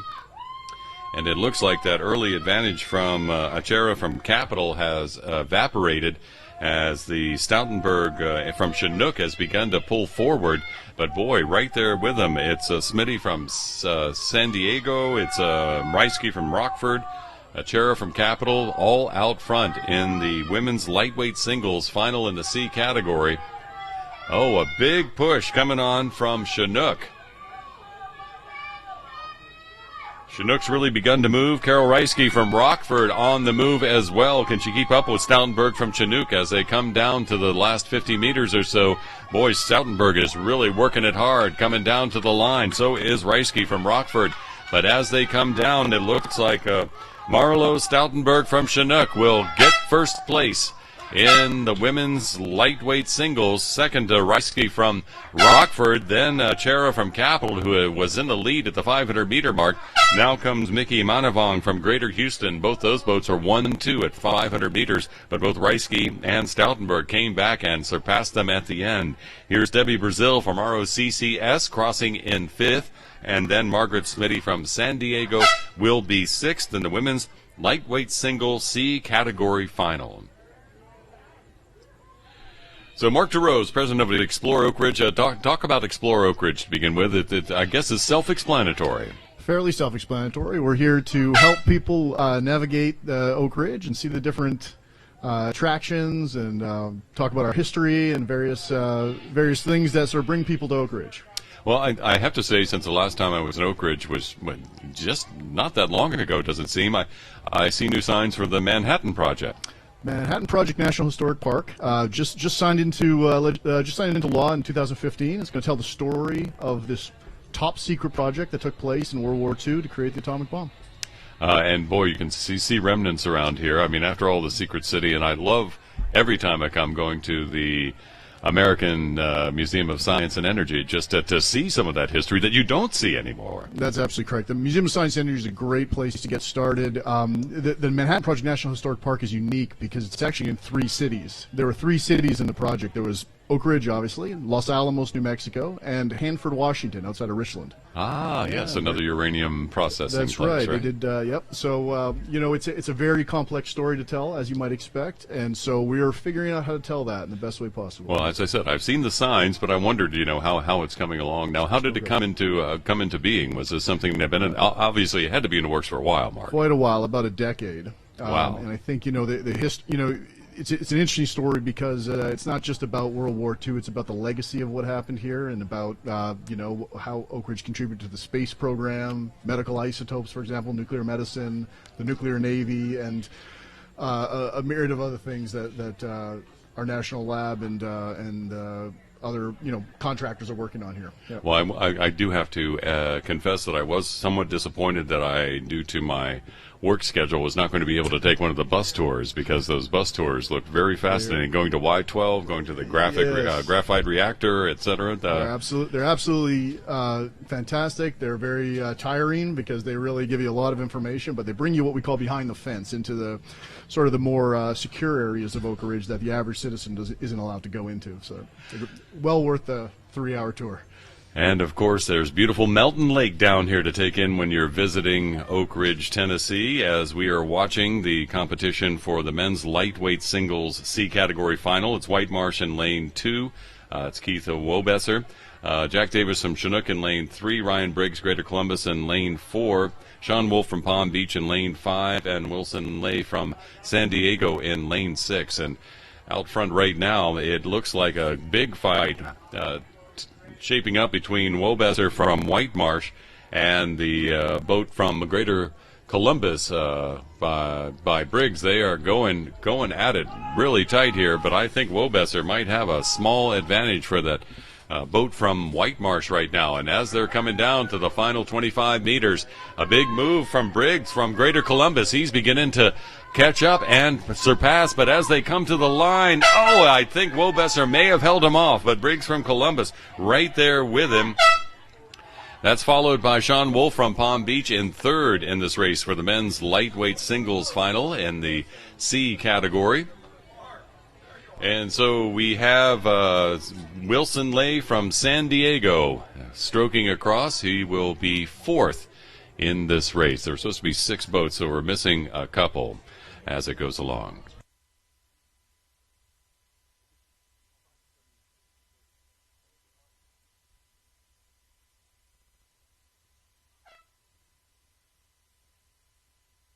So there was a do not start. Jack Davis from Chinook was a do not start in that race. I'm sorry I missed that to begin with. So back to the start, up the water, the women's open 8s In the A category, the CRI B boats in lane 1, Greater Houston Composite in lane 2, Chinook in lane 3, Lincoln Park in lane 4, Capital in lane 5, CRI in lane 6, as we speak with Mark DeRose from Explore Oak Ridge. And also you have a rowing background, Mark. So how'd you make the move from rowing to Explore Oak Ridge? Well, much of what we do at Explore Oak Ridge is rowing. So, we obviously are very proud of our rowing venue. We think it's one of America's favorite rowing venues. And so basically moving over to the tourism side, it wasn't that big of a jump, considering many of our tourists are actually rowers. Well, what have you been hearing this week as you've had all these visitors, these 1,300 athletes plus support staff, if you may, visiting Oak Ridge? What have you been hearing? Everything we've been hearing has been incredibly positive. I mean, athletes seem very impressed with USRowing's event. They seem to be really happy with the conditions and the course, and the weather is nice. A little hot, I guess, but nice. That's relative. Raining. That's relative, right? And I think, a lot of people have come up and very curious about Oak Ridge itself. A lot of people come to the race course, but they don't venture into the city all that much. This year, I think more people are venturing into the city, so we're happy about that. Indeed. We're watching the women's Open 8s on the live stream as they approach 500 meters. CRI out in front, CRI B in second, Greater Houston Composite in third, Chinook in fourth at this point. Capital in there. I haven't seen the Lincoln Park boat, but the CRI boat in lane 6 has really been moving out, and their teammates, the CRI B in lane 1, have been moving equally fast. But boy, that CRI boat in lane 6 just leaving the rest behind, leaving them just to feel the splash of their oars. That CRI boat very dominant right now. So rowing, tell us about your introduction to rowing, how you got involved, Mark. I was a rower in college. I grew up in Canada. Rowed for a small college named Trent University, and then started my coaching career when I went over to McGill, Montreal, to graduate. Ah, yes, McGill. And then I started my first job in the U.S. was at UMass Amherst with really? one of my mentor coaches, Jim Dietz. Oh wow! So that was my inauguration into the world of rowing in U.S. college rowing. Yeah. So what did you row in college? Lightweight, mostly 8s. Yeah. Well, and we're here at the Masters National. I'll let you know that the lightweights for the men are 160 and for the women 130. And here we are watching CRI. CRI has just been, wow, kicking some tail and taking some names here in the Women's Open 8 in the A category final. They were in front at the 500-meter mark, and now they are like 2 boat lengths ahead. But look at the race shaping up behind them. 5 other boats in the race. They are all within a boat length of each other, coming down to the final 50 meters. Who will have the swing to go out front? CRI in lane 6, winning the gold as they cross the line. Their B boat in lane 1, trying to hold on to second right now, but they're being challenged by the Greater Houston Composite. Greater Houston Composite pouring it on at the finish line by 3 feet. It's CRIB, the B boat in lane 1, the Greater Houston Composite after that. Then Chinook, followed by Capital, and then Lincoln Park. Hard to call. I think that's the way it came out there at the end. And boy, that's why we come here, isn't it, Mark? To watch races Absolutely. Like that. What a fantastic race. Just amazing. So the lightweights. Explain to some folks who might not be as indoctrinated into rowing as others what exactly the lightweights are and exactly their challenges that they have. It's got all the challenges that heavyweight has, except you got to sort of maintain a weight. So as you mentioned, there's weight restrictions on lightweight rowers, and you've got to watch what you eat. You've got to watch how you train. You've got to watch sort of how you do it, and then when it's all said and done, before you get into the boat to race, you got to step on a scale and make sure everybody weighs the same. Yeah, I was going to ask what the biggest challenge is, but the weight, I guess, would be the challenge. That's stepping on that scale. 2 hours before your event is the biggest challenge in lightweight rowing, I think. And the preparation to step on that scale, I should say, is the biggest challenge. Well, so you usually have people who are right about that 160 weight, that trying to stay right there at 160. You don't have the ones who are like naturally 130 who do up, or do they not have that advantage? It comes down to power per square inch. So if you're 160 pounds, chances are there's more muscle on you than if you're 130 pounds. So we all tried to be as powerful as possible. Yeah. So is there any consistency in these lightweights? I mean, any trait that you find Yeah, along the we're way? all nuts. we all have a little bit of a screw loose. Yeah. That's right. No, I think lightweights are very, very meticulous. They're watching calories, they're watching their training numbers, they're watching everything. So I think they're very, nuts is a good word to do it, but I think they're more precise. More I think. precise. Yeah, they're more Okay. precise. I'll say That's that. a little more politically correct than nuts, I guess That's you right. would say. Yeah, as Willie's laughing. So, speaking with Mark DeRose from Explore Oak Ridge and rowing coach, as well as touting the attractions here around Oak Ridge, Tennessee. As we watch the men's open pairs AA final, two boats, both from Potomac, dueling it out, teammates. Granville and Watson in lane 4 in the lead right now. Kleber and Mormon in lane 3. Trying to keep up, but as they come down the line in the men's open pairs final for the AA age category, that's 21 through 26, it is Granville and Watson from Potomac out front. Ever row a pair, Mark? I have.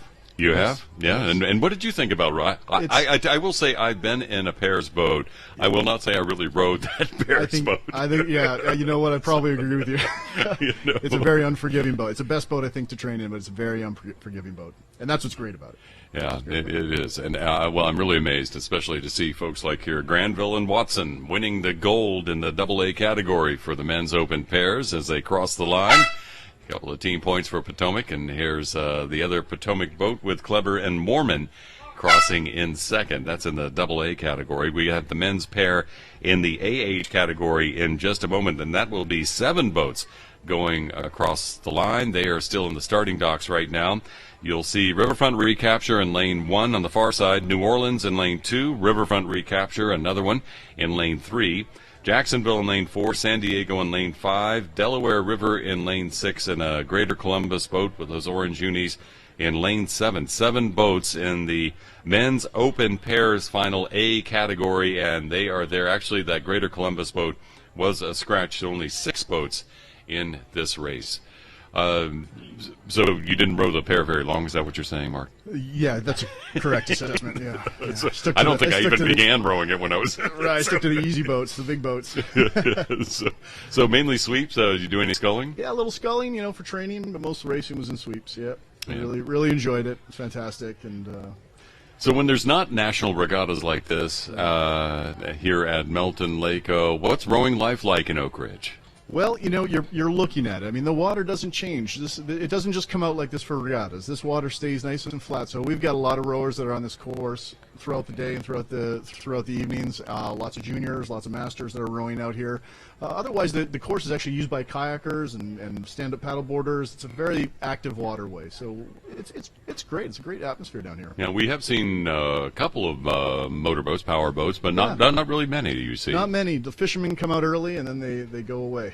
well, when the fish works stop well. biting, of course, in the hot, fish aren't dumb. They know to That's stay right. cool, right? So, this is Mark DeMarco from the Explore Oak Ridge, talking about rowing and the lovely life here in Oak Ridge, Tennessee, as we watch the men's open pair final in the A category. It looks like the Jacksonville boat in lane 4 looks like Riverfront Recapture, excuse me, the blue boat with the green uni. That's the Riverfront Recapture in lane 3 out in front. Jacksonville not far behind them with New Orleans right there as well. The the San Diego's out there. I'm sorry, I'm having a little trouble from the camera angle picking out who's where, but San Diego is up there with Riverfront Recapture. Jacksonville in between them, trailing a little bit. New Orleans right in the mix as well as they come down to the men's open pair final in the A category. Any advice for lightweight rowers? It's not often that we have a lightweight coach who, and that doesn't describe your coaching style, I'm sure, right, Mark? Yes. I'm no longer lightweight, if that's what you're asking. The best advice I think, on a day like today is to keep hydrated. Everybody knows how to make weight. Hopefully by the time you get here, but with the conditions in Tennessee being as hot as they are and the humidity, drink and drink and drink as much water as you can and stay hydrated. That's about it.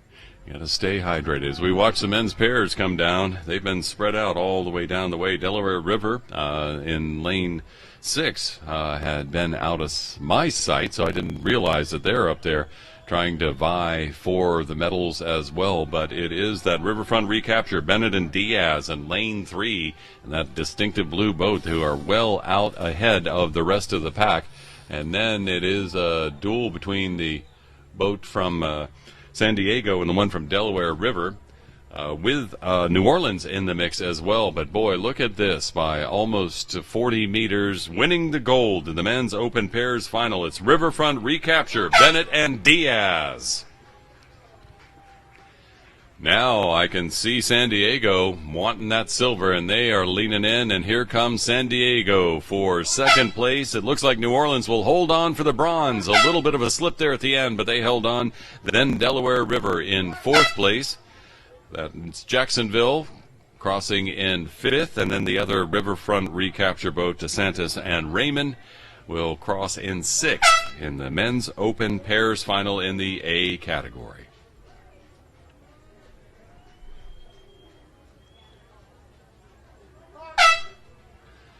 So, favorite boat to row? What do you enjoy rowing, Mark?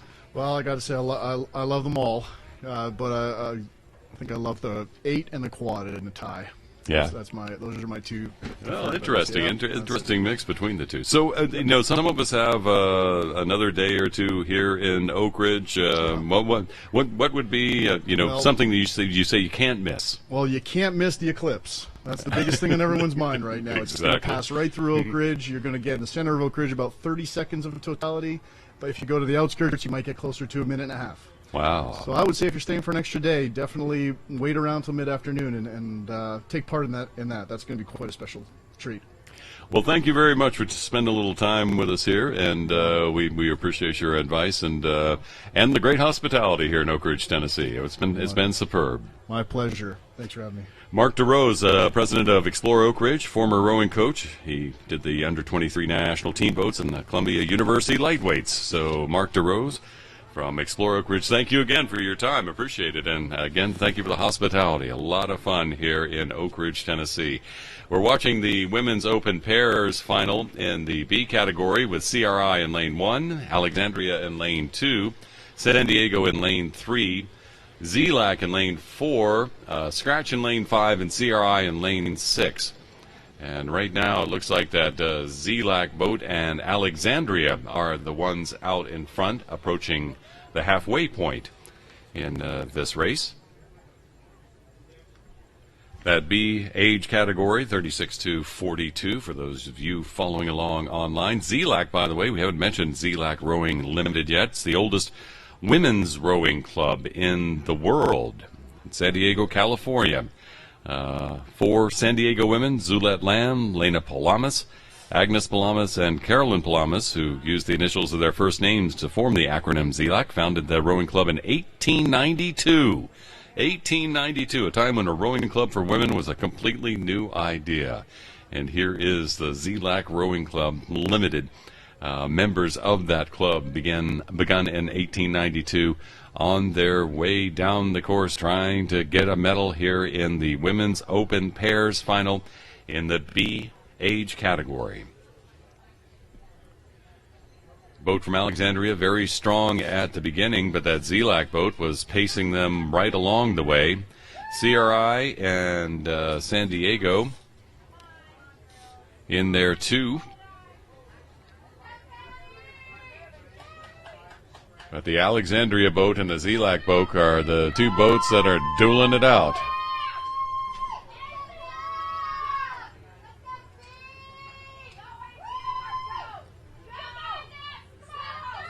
Another move, CRI beginning to move up a little bit, and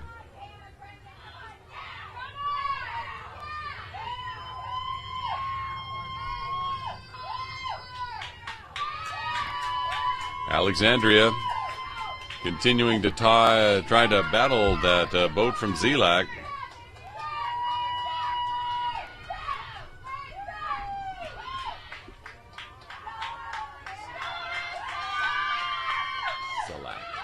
Oh, I'm saying Zlack. It's Zlack. Sorry, Zlack in second right now. It's Alexandria. They've been leading for a while. I was getting a pronunciation correction there, but at the line, Zlack is doing good. I got it on the way.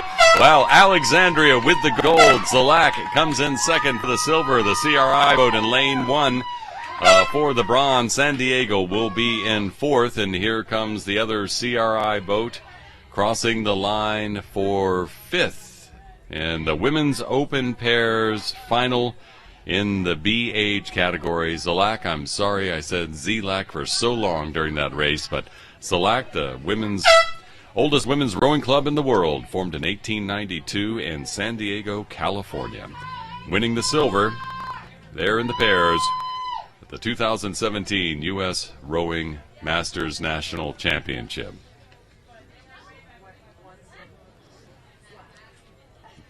Okay. Oh, Zlack, you say Zlack, I say Zlack.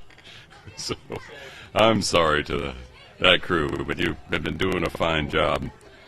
We have the men's lightweight doubles final here with Wyandotte in lane 2, Riverfront Recapture in lane 3, Greater Dayton Composite in lane 4, and an unaffiliated in lane 5. And boy, that Greater Dayton Composite is out there and out there strong. 2 boat lengths of open water lead over the second place boat, which is the unaffiliated boat in lane 4. Wyandotte trying to stick with that boat from Greater Dayton Composite, but they are having a little bit of difficulty in this race for the men's lightweight double final in the A category. Greater Dayton with a number of rowing clubs in the area, and they do a fine job with rowers of all ages in Greater Dayton. It's Philip Ozensky and Pablo Sabro in the unaffiliated boat that is in second place, racing in lane 5 right now in this final for the men's lightweight doubles. Greater Dayton, then unaffiliated, and then Riverfront Recapture and Wyandotte. Greater Dayton boat looking fine as they approach the halfway point and still strong here in the final quarter.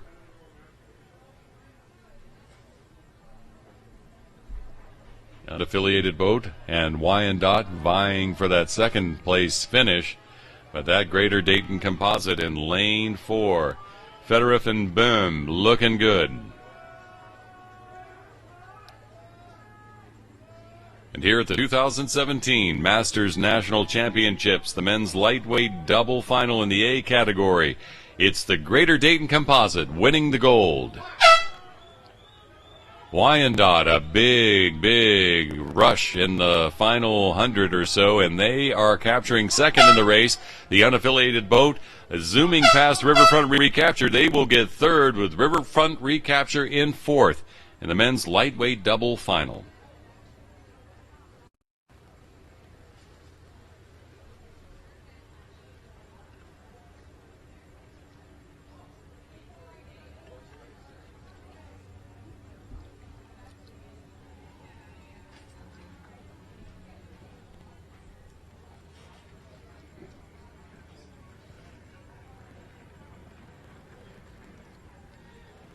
As our live stream continues from Oak Ridge, Tennessee, on this sunny and warm Tennessee afternoon, we look down the 1,000 meters from the finish line towards the start of the next race in the finals of the Masters National Championships, the men's Open 4 without final in the B and C categories. 3 boats in each of the categories racing. On the far side of the course, racing in the B category, Chicago in lane 1, Potomac in lane 2, and Riverfront Recapture in lane 3. In the 4, 5, and 6 lanes, running for the C category gold medal, Austin Composite in lane 4, San Diego in lane 5, and Texas Center in lane 6. Men's Open 4 without. For rowing novices, you'll see when you're looking at races in rowing how they're designated with a 4 with an X, meaning sculling, or the quads, a 4 with a plus, meaning sweeping, 4 rowers, 1 oar apiece, and a coxswain, and the 4 minus, meaning 4 sweeping rowers, 1 oar apiece, but no coxswain, and that's the case here.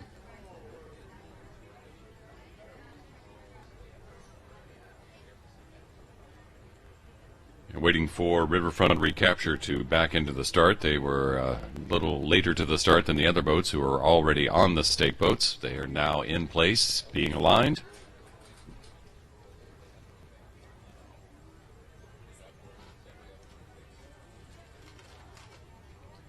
While we wait for that alignment, a reminder that you can get the official gear for the 2017 Masters National Championship from N&D Sports in the vendor area. N&D not only offers event shirts, but also official USRowing branded merchandise.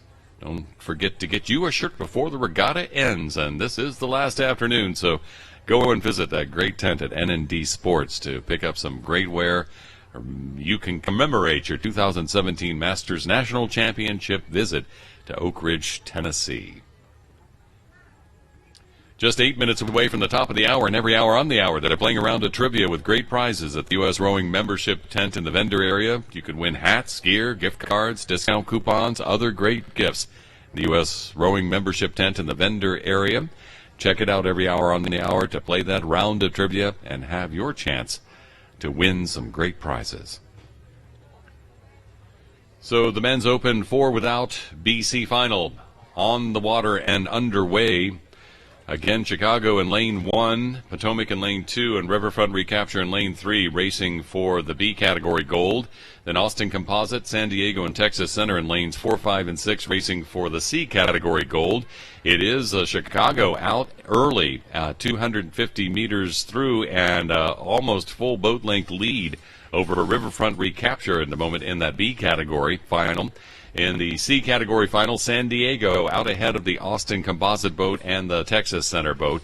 They have the Texas Center boat by almost a full length, but it's still early on, just approaching the 500-meter halfway mark right now. But that boat from Chicago over in lane 1, they are way out in front, have some open water. In the meantime, that boat from San Diego beginning to move forward. They are now almost a full boat length ahead of the other 2 boats racing for the C category. Austin Composite they're in lane 4 and Texas Center in lane 6. But Chicago out fast, as is San Diego here in the men's open 4 without final.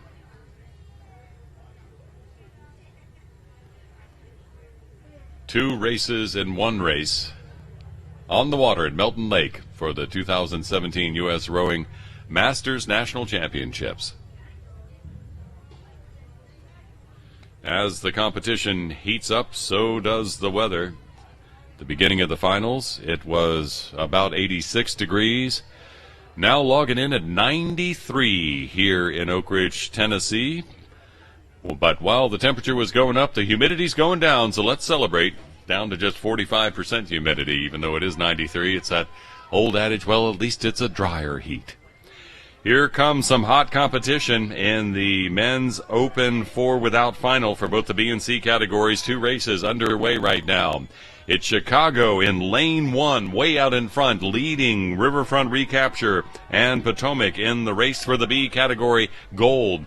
In the other half of the race, the C category, San Diego continuing to lead. Austin Composite continuing to chase, but coming up fast here towards the finish with Texas Center in 3rd in that C category fight. But here we come to the line in the B category, men's open 4 without final. Chicago teaching them a lesson with what a win there all the way from the beginning. A mad rush here. San Diego will win the gold in the C category. Second belongs to the Austin Composite. Second to Riverfront Recapture in the B category. Third to Potomac. And third to Texas Center in the C category. In the men's open 4 without final here at the Masters Nationals. Wow.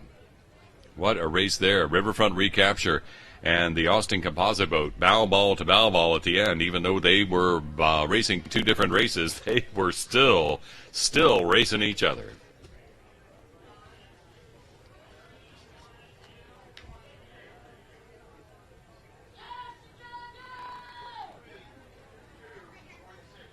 4 without. Next race as well, just the older categories, G through J. Another 2 races, though Detroit Composite is racing against themselves in the G category. They're in lane 2. San Diego, Riverfront Recapture, Saugatuck, lanes 3, 4, and 5, racing in the H category for the men's open 4 without.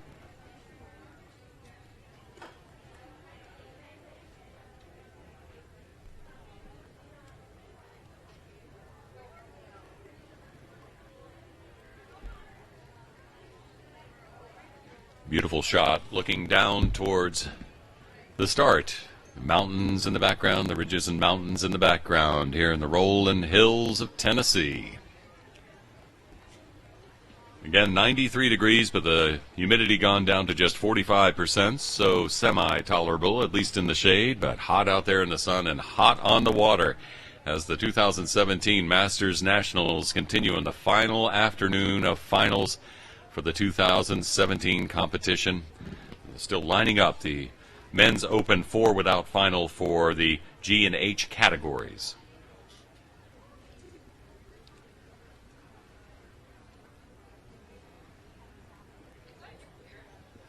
A reminder to those on the venue that a lot of great vendors exist beyond the beer tent. You keep on walking down the peninsula, you'll find some great people like the folks from Rubini Jewelers and JL Racing. You'll find Calhoun's and Row for the Cure, Skull and Sweep, Spunkware, Steam and Joe's, NK, and those cool Empower Orlocks, as well as Connectidoc, all beyond the beer tent on the peninsula here at Melton Lake, Oak Ridge, Tennessee. The men's open 4 without final, G&J underway. Again, 2 races here. Detroit Composite in lane 2, racing in the G category. They are racing themselves. The H category, that is a race. It's in San Diego in lane 3, Riverfront Recapture in 4, and Saugatuck in lane 5 in the category H. And I see Schuster stroking the San Diego boat. Detroit Composite in the G category out in front of the field, but they're racing just with themselves. In the meantime, the San Diego and Riverfront Recapture boats are side by side. A referee giving some direction to the San Diego boat, getting them back in their lane, but they have lost not much ground. Out front, Detroit Composite doing well in that D category, and in front of the H category field by about 2 boat lengths of open water.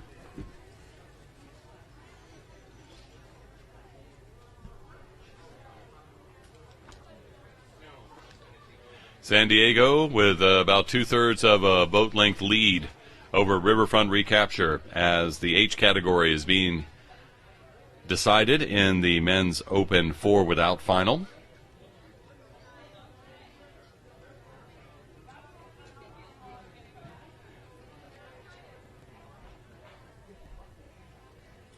And if there is a Schuster stroking, I imagine there's a bunch of Schusters in there too. Talk to George Schuster, the longtime rower. The 4 Schuster brothers get together and row all the time, often at the Masters Nationals, and they are in this open 4 without final. Looking for the gold, fighting with Riverfront Recapture right now. In the meantime, Saugatuck's boat in the race is about a boat length back of those 2 dueling duos.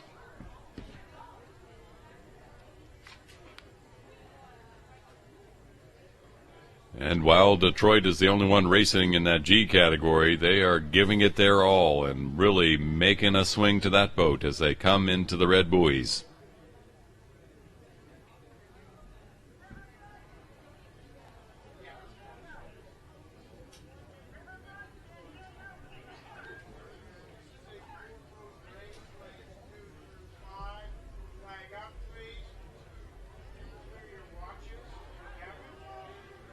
It's a Detroit Composite boat, I should make sure I emphasize. That's in lane 2, racing in the G category.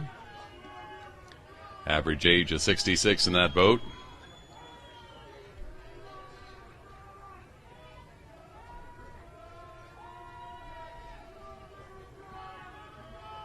And it is the Schusters from San Diego in lane 3 trying to keep ahead of Riverfront Recapture in the H category. Saugatuck in the H category in third place in that race of the three boats. At the line, it is Detroit Composite winning the gold in the G category for the men's open 4 without. The final few meters in the H category competition. Here's San Diego as Riverfront Recapture begins to walk up on them, but it is San Diego with the gold in the H category.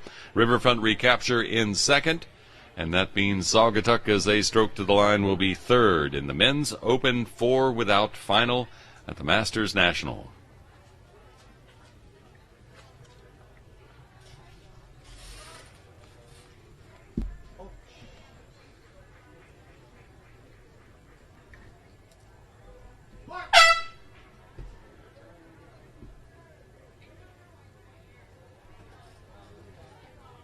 In the Women's Open C4 without, or Women's Open 4 without C category, three boats, Chinook, CRI, and Texas Center will be battling down the water.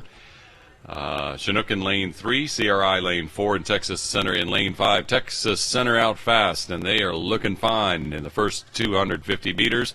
They are in the lead over CRI and Chinook. Looks like Chinook may have second, CRI third in this race so far.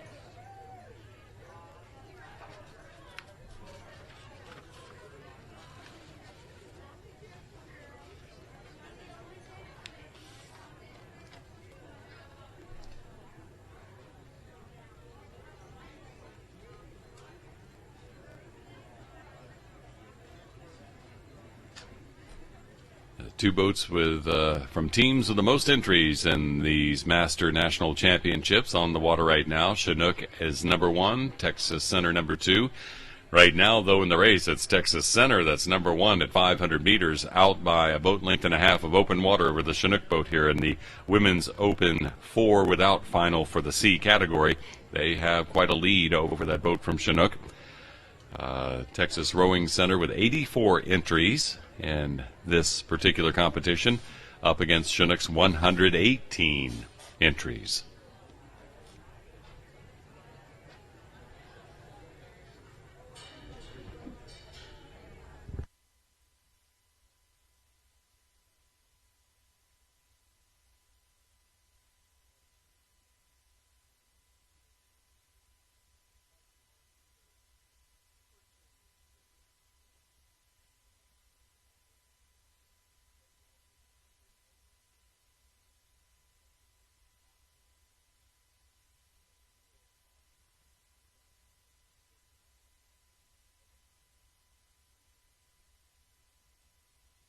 Catching up on business as we watch the Women's Open 4 without final in the C category. Chinook, CRI, Texas Center. Dueling at Texas Center, though, the one putting on a clinic as they race down the water here at Melton Lake. They are well ahead of their competitors and on their way to a gold if they maintain that technique. First day of finals, we saw a number of flipped boats. Number of crabs during the competition yesterday. Knock on wood, but not much of that yet today at all. So that's nice to see, or only out of camera shot, I guess you could say. But look at this boat from Texas Center. What a job they have done in the Women's Open 4 without race.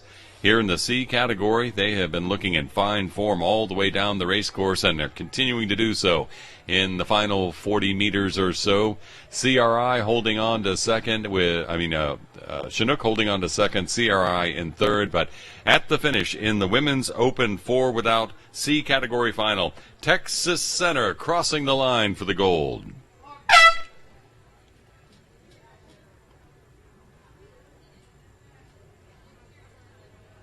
Here comes Chinook to capture second in the competition, and Community Rowing Incorporated, CRI Incorporated crossing, when they cross the finish line, will be third in the Women's Open 4 without C category final.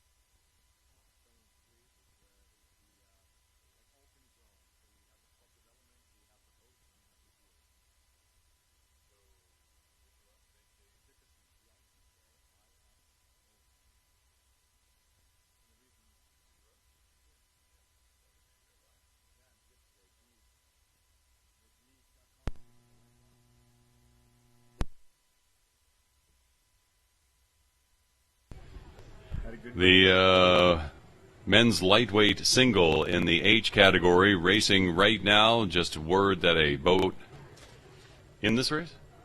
Boat in this race has flipped. We're not really sure which. In this lineup for the men's lightweight singles, Neil Young from Potomac in lane 2, Daniel Bort from Berkeley in lane 3, George Hahn from Jacksonville in lane 4, and James Monty from Ann Arbor in 5. And if I count my lanes correctly, it might be the Potomac boat that flipped, if I count them correctly. But this is the men's lightweight single H category, 70 to 74. And right now it does look like James Monty from Ann Arbor is out in front with Daniel Bort and George Hahn dueling it out. But we'll wait till I get a good fix on the bow numbers. And while I'm doing that, it gives me great pleasure to welcome to the microphone, if you could scoot up a little bit there, Dave Dickinson from WinTech and Row America and Skull and Sweep. Glad to have you along for the live stream here, Dave. Oh, thank you for having me.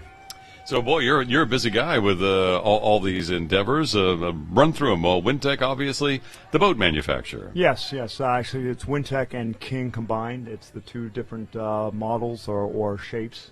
On the boat sides. So, those two things. All right. So, WinTech and King together, and yes, nice boats and nice launches too. I have to say, wakeless launches. I got a few back at home. So, as we watch the men's lightweight single final in the H category, it is George Hahn from Jacksonville, well ahead of the crowd and continuing to ply forward and towards the gold medal here for the men's lightweight singles in the final.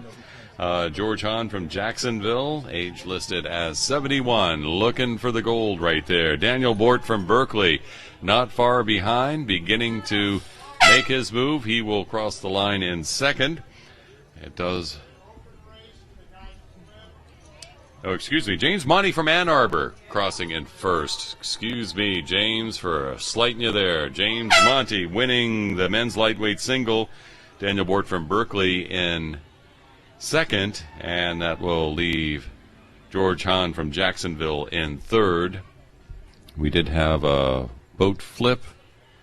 That must have been the Potomac boat, Neil Young. He is beginning to make his way back up the course, too, so we will have a moment before he can complete the race. So Row America, great endeavor right here that's happening. Share what Row America is. Well, it's obviously an ambitious project. Howard Winklevoss created 3 rowing clubs and obviously wanted to take that knowledge and extend it elsewhere. So we've been looking at opening up other clubs, consulting, trying to progress or push the sport forward on the club management side of things. And doing some great work in many communities across. I mean, how many communities is Row America in right now? We're in 3, but we've assisted in 4 startups. Coming back, again, we're looking at the facility sides of things and how best to get a permanent facility in place and in future areas of that we kind of find and determine that it would be a best place to be. So we'll go back to the boats real quick. I'll let you talk about your boats, and you talk about the 2 different shapes. Explain what the 2 different shapes are to those who don't know that much about rowing sculls and sweeps. Sure. The WinTech is a European design boat. Klaus Filter's the designer. It comes. It's actually the full complement of singles all the way up to 8s. They've been very successful. But what we found was that there was this incredible love for the old King shape, a much longer, more stable boat. So we brought that in specific Cox 4s and 8s shapes, so that people have the choice. So what is hot with WinTech and King these days? Well, we just went 1, 2, 3 in the youth championships, the girls varsity 8, as well as at the recent world championships, youth world championships. The Czech girls won 2 years in a row in a WinTech 8. Wow! At the English Henley, there were several boats that made the final. And the one in particular that was an incredible race was the boys quad, and I would encourage anybody to kind of go out and watch that video online. I mean, I think the lead changed 3 times and it was won by just a couple feet in the end. So great race. Yeah, great racing happening here at the Masters National as I talk to Dave Dickinson from WinTech, King, Row America, and Skull and Sweep. And Row America, a great initiative trying to spread rowing around and help rowing clubs. I think they're, if I recall, correct me, Dave, if I'm wrong, but I think in Hamilton, Ohio, there is an effort that was there that some of my colleagues are involved in. Yeah, we has tried to assist them in there. We actually got something or continue to grow their club, but there was supposed to be a major sports center going across the street that was going to help facilitate or improve the facilities.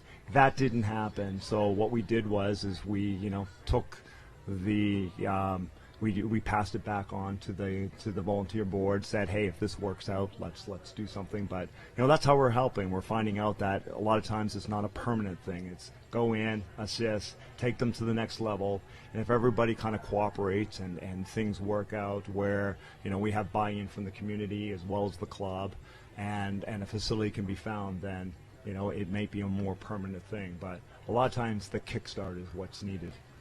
Here comes Neil Young from Potomac after suffering a flip, coming down to the line to finish.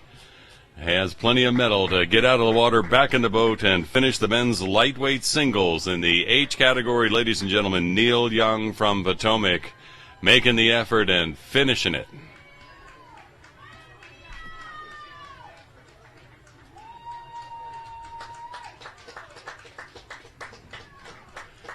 So in your very busy Dave Dickinson life with WinTech and King and Row America, you also mentioned Skull and Sweep, and I know you have a tent here just beyond the finish line, a lot of very attractive gear there, but talk about Skull and Sweep because this is really an all-encompassing effort. Yeah, it is. We undertook the gear side of things because of high vis. We were trying to get all of our rowers at all of our clubs in high vis, and it was actually a hard thing to find in all the various types, like everything from a hot weather, very light tee to a more robust winter jacket. Well, we'll talk about high vis, but I just noticed over your shoulder here that we have the 8s coming down in the women's open 8. So let me real quick say Masters Coaching Composite in lane 1, Asheville lane 2, Vesper Composite lane 3, Chinook B in lane 4, Chinook in lane 5, and 3 Rivers in lane 6. They snuck up behind Neil Young, who was finishing off his race after having a flip. It is a Chinook. It looks like the Chinook A boat is out in the lead right now.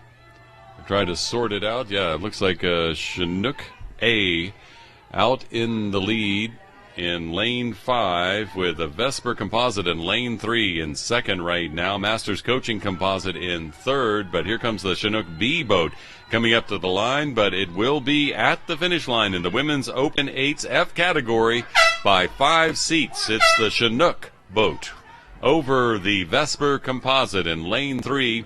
Here comes the Masters Coaching Composite. They will cross in third place. The Chinook B boat in fourth.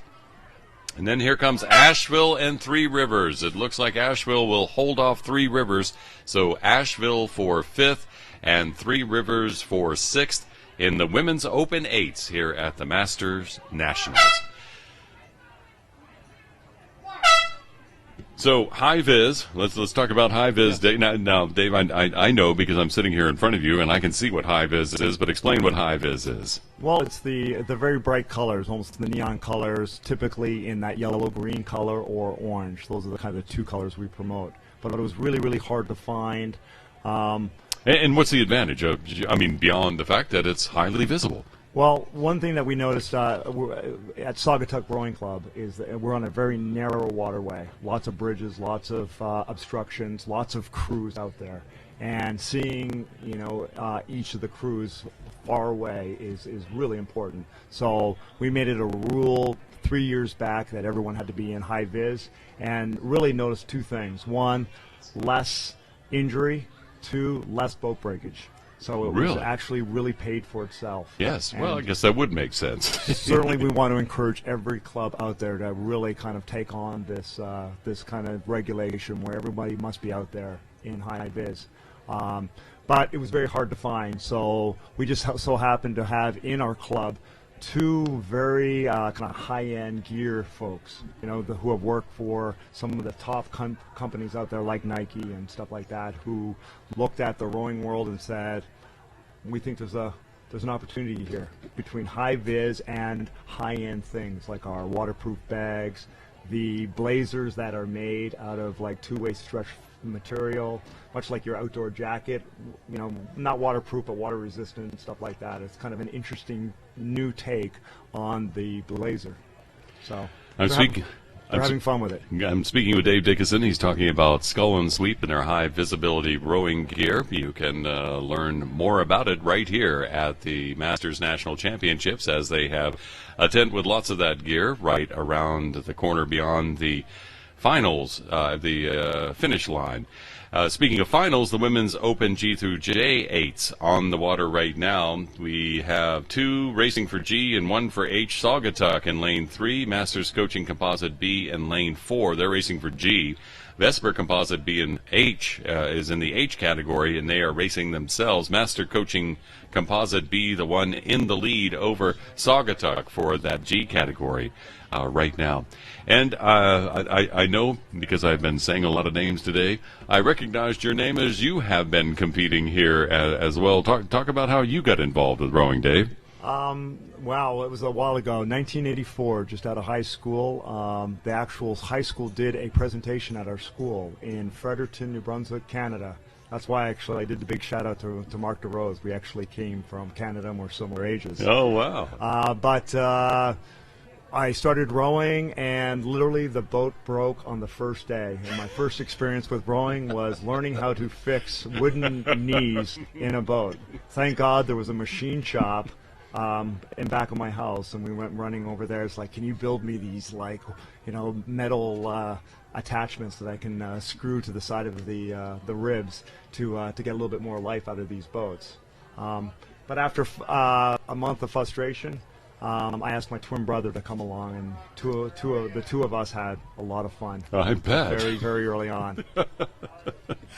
Here we are watching the women's G through J 8s final with Saugatuck Masters Coaching Composite B racing for the G, and that is the Masters Coaching Composite B boat out front right now, looking for the gold in the Women's Open 8s here at the 2017 U.S. Rowing Masters National Championships. And it is the Masters Coaching Composite B crossing the line for the gold in the G category. Saugatuck will have to settle for second in that category. In the meantime, in the Vesper Composite B boat, rowing for the gold in the H category, coming down to the line as they race, and you can tell what a composite boat it is right there. Look at all those different colored unis, but look at them all moving in the same swing. Very nice look, and the gold medal, Vesper Composite B boat, winning the H category for the Women's Open 8s.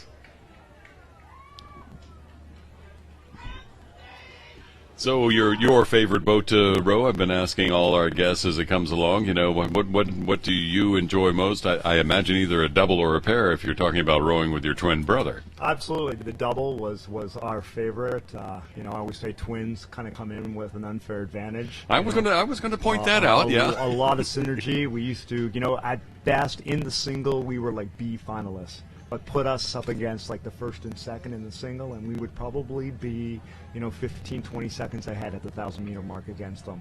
It was such a cool boat to be a part of. But I think that we both enjoyed the quad as well. I mean, we were 6'4", 200 pounds, pretty strong. The quad is, I call it the power sled. Mm-hmm. It's the boat that you can just get in and on, sitting upright, drive.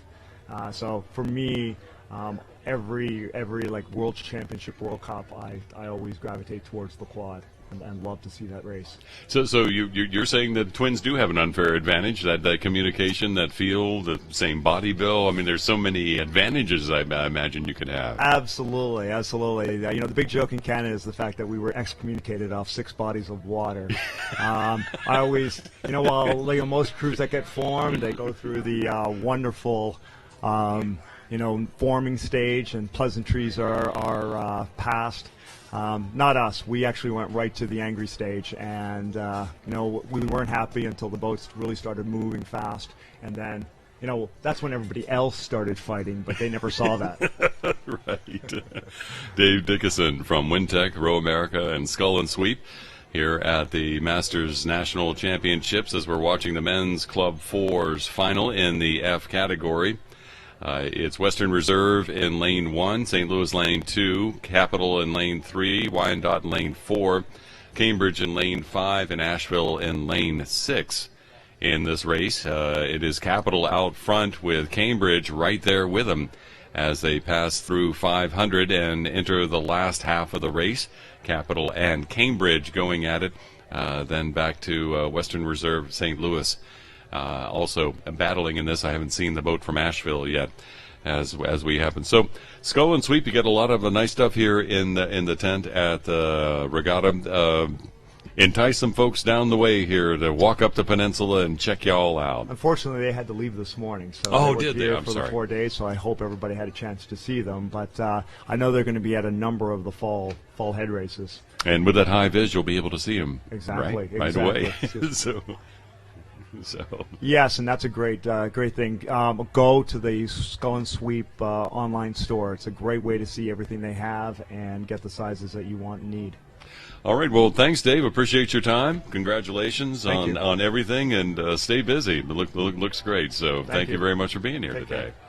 Dave Dickinson, Wintech King Boats, Row America, that great effort spreading the gospel of rowing, and Skull and Sweep with some great gear. Check it all out. 2017 U.S. Rowing Masters National Championships as we watch the men's Club 4s in the F category come flying down the course right here. And as they approach the finish line, it is Capital continuing to lead. And a battle for second and third right now shaping up between St. Louis, Western Reserve, and Cambridge. But there is Capital crossing the line for the gold. Who's going to get the silver? Because here comes Cambridge leaning into it. Cambridge with a big effort right at the end. I think Cambridge outrode Western Reserve right there at the end. St. Louis will be in fourth in that set. And here comes Wyandotte in fifth in the men's Club 4's final in the F category. They'll be in fifth, and then Asheville making their way towards the finish line as well in the men's Club 4s. So thanks again to Dave Dickinson, to Mark DeRose, the president of Explore Oak Ridge, for being here today as guests of this live stream of the 2017 U.S. Rowing Masters National Championships. Asheville coming to the line for sixth in the men's Club 4's F category.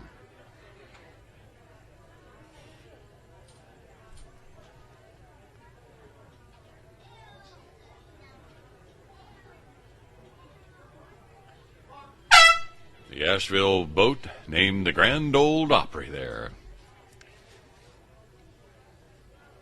Dave Dickinson talking about those quads. Well, here come the women's open quads in the D category. Nashville Composite in lane 2, Dallas in lane 3, Chinook in lane 4, and Baltimore in lane 5 in the women's open quads. Dallas right now out in front with half the race to go. They have an open water lead over the rest of the field. Asheville Composite and Baltimore fighting for second place. And then Chinook. And actually, I think as I look at it, Baltimore in second, Asheville in third, Chinook in fourth in the women's open quads.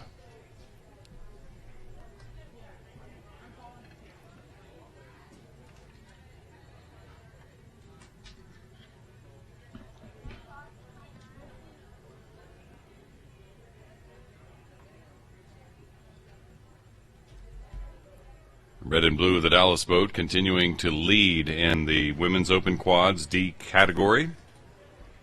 Well, the men's open quads D on the way next. See how they shape up as they come into the red buoys. Dallas continuing to lead, a substantial lead. Baltimore, then Asheville, then Chinook in that order.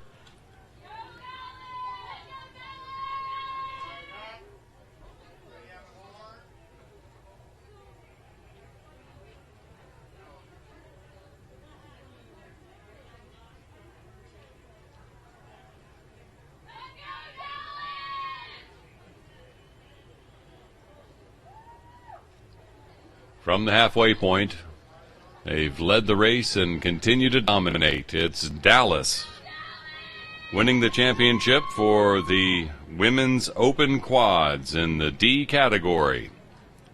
2 boat lengths of open water, a battle for second. Baltimore in second most of the way. Asheville trying to hang on. Asheville has passed Baltimore, but now Baltimore trying to fight its way back. They're right at the finish, and as they come down to the finish, Baltimore coming on fast. They may have caught up with that Asheville. We'll have to wait and see on the photo finish, but a very, very fast move from Baltimore in the final 30 meters, and what a race that was. Chinook in fourth in the women's open quads D category. And back up the course, the men now competing. Texas Center in lane 3, CRI in lane 4, and Asheville in lane 5. Texas Center in the lead over CRI right now.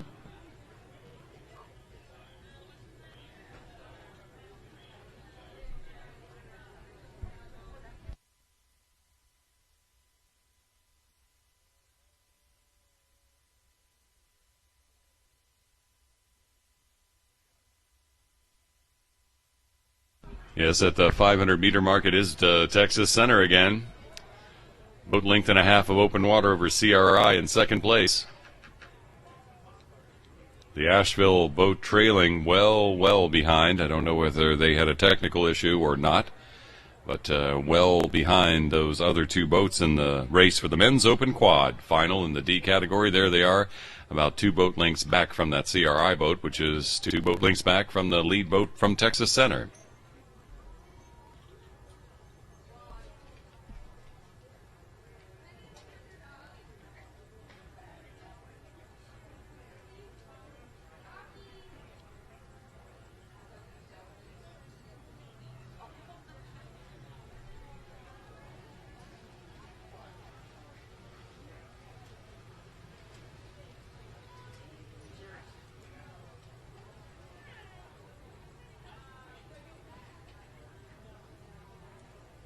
Competition hot this afternoon at the Masters Nationals, final afternoon of competition here on Melton Lake in Oak Ridge, Tennessee.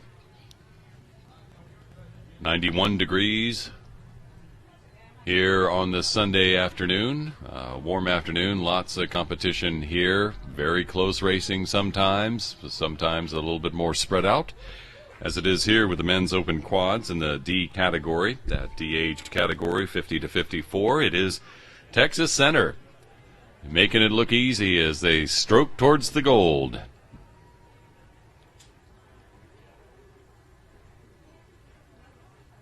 So Texas Center in first in the men's open quads.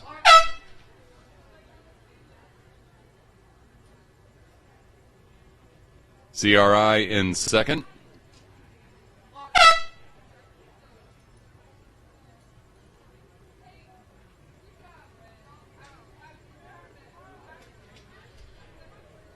And Asheville in third as they begin their sprint to the finish line. The men's open quads.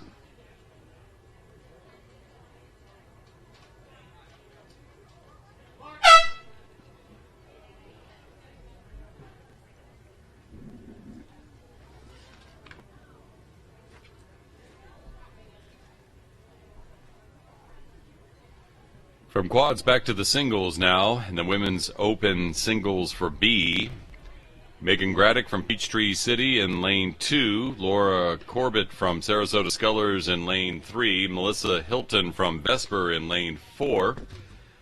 Gail Zaharik from Litchfield Hills in lane 5, and Amy Wysocki from Chicago in lane 6.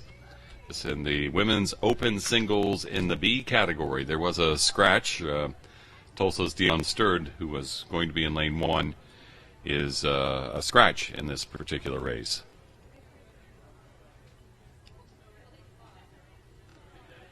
You're watching live streaming of the 2017 U.S. Rowing Masters National Championships. The final of 4 afternoons of gold medal finals. Laura Corbett from the Sarasota Scullers out in front at the halfway point. Melissa Hilton from Vesper and Megan Graddick from Peachtree City side by side in second. Then back to Litchfield Hills' Gail Zaharik, and then Amy Wysocki from Chicago.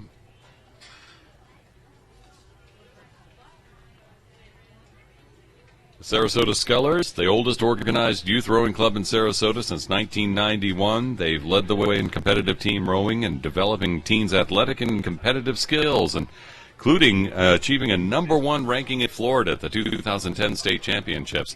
And that's no small feat with all the rowing clubs down there in Florida. Congratulations to the Sarasota Scullers, based out of Osprey, Florida. Beautiful boathouse and a beautiful place to row down there. One of many, many rowing organizations in the Sarasota area, where the World Rowing Championships will be taking place at the end of September. Be quite a show down there. A beautiful rowing facility down there as well. This is the women's open singles in the B category. Laura Corbett from the Sarasota Scullers out in front. Melissa Hilton from Vesper. Megan Graddick from Peachtree City. Right there battling for second, but it is Laura Corbett from Sarasota Scullers out front and doing well. Litchfield Hills Rowing Club, based in Litchfield, Connecticut. And over the years, the hard work of members and cooperation of the town of Litchfield made it possible for that team to grow from a one-bay, one-story boathouse to a solar-powered boathouse built in 2009. Very, very nice. But here come the women's open singles. 70 meters to go, 50 for Laura Corbett. I think the battle here will be for second, because Laura Corbett from the Sarasota Scullers looking fine, stroking across the line and getting the gold in the women's open singles in the B category. Now Melissa Hilton and Megan Graddick beginning to battle it out. Melissa Hilton with a big push, but so is Megan. But it looks like Melissa Hilton from Vesper at the end, Megan Graddick from Peachtree City, maybe in third, but that's too close to call. We'll see what the refs saw and what the photo finish says. In the meantime, Gail Zaharik from Litchfield Hills crossing the line right there, and Amy Wysocki from Chicago coming in fifth in that race for the women's open singles in the B category. The men's fours, the club fours in the B category now. Jacksonville in lane 1, Riverfront Recapture in lane 2, DC Strokes in lane 3, St. Louis lane 4, Western Reserve lane 5, and Potomac in lane 6.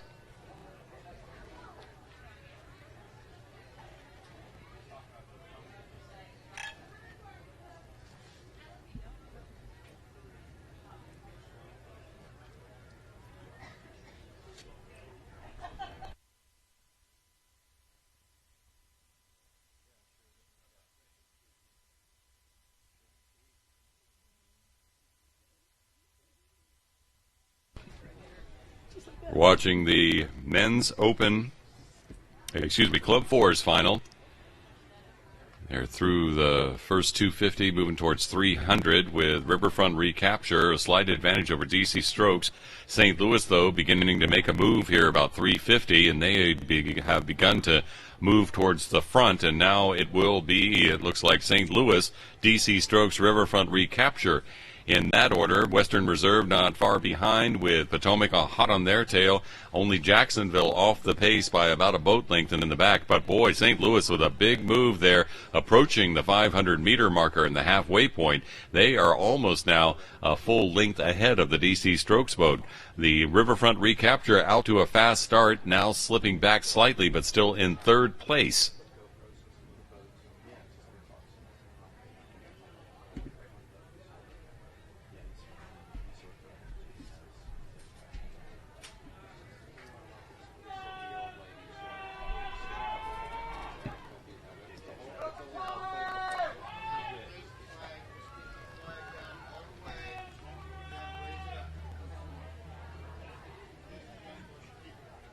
Big move from St. Louis. Let's see if the rest of the field can catch up with them.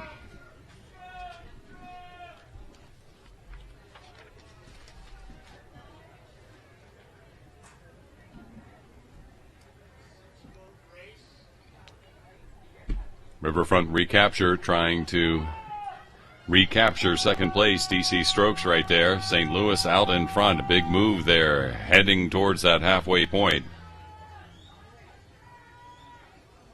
But St. Louis in the front.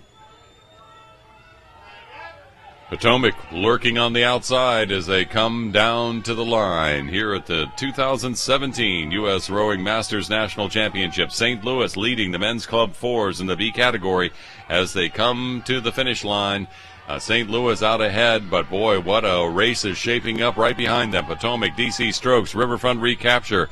We have the boat from Western Reserve in the mix too. St. Louis trying to stay ahead, watching that fight right behind them. And as they come to the finish line here on Melton Lake in Oak Ridge, Tennessee, St. Louis beginning to pick up the pace a little bit in the last 20 meters, and they will get the gold with open water. Riverfront Recapture has recaptured second place as they go by DC Strokes. DC Strokes in third as a big push from the boat from Potomac. They came up and were racing Western Reserve towards the end, and it will be the Potomac boat in fourth, Western Reserve in fifth.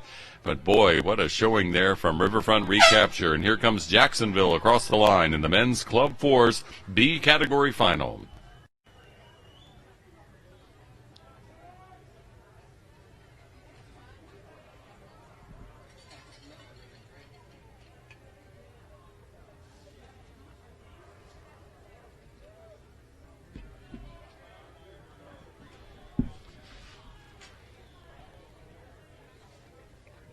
So, would you know which lake will host the 2028 Olympic Regatta in L.A.? Do you know what year women's rowing first went to the Olympics? Well, if you do, you could be winning hats, gear, gift cards, discount coupons, and other great gifts in the U.S. Rowing membership tent in the vendor area. Every hour on the hour, they play around a trivia with great prizes, so drop by the U.S. Rowing membership tent for your chance to win. That's in about 20 minutes. Will be the every hour on the hour time for you to go and try to win at some trivia. And just to let everyone know watching the live stream and here on the venue that just past 4 o'clock we will have an announcement about next year's Master National Championships. So stay tuned for that announcement for the 2018 Masters National Championships from U.S. Rowing. The fours coming down.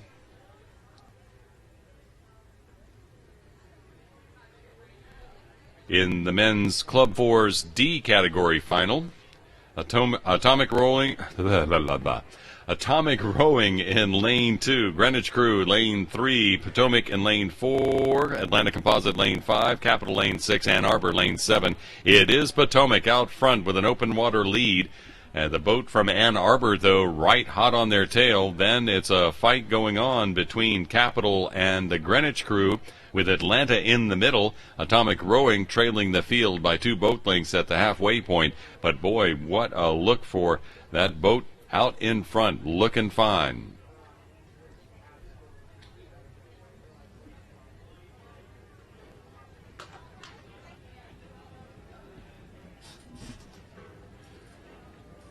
A lot of red out there at Potomac and Atlanta. Ann Arbor, Capital, a little bit of a red in there too. But boy, Potomac putting on a clinic as they come down. Ann Arbor giving them a run for their money, though, sneaking up on the outside in lane 7 in the men's Club Fours final in the D category.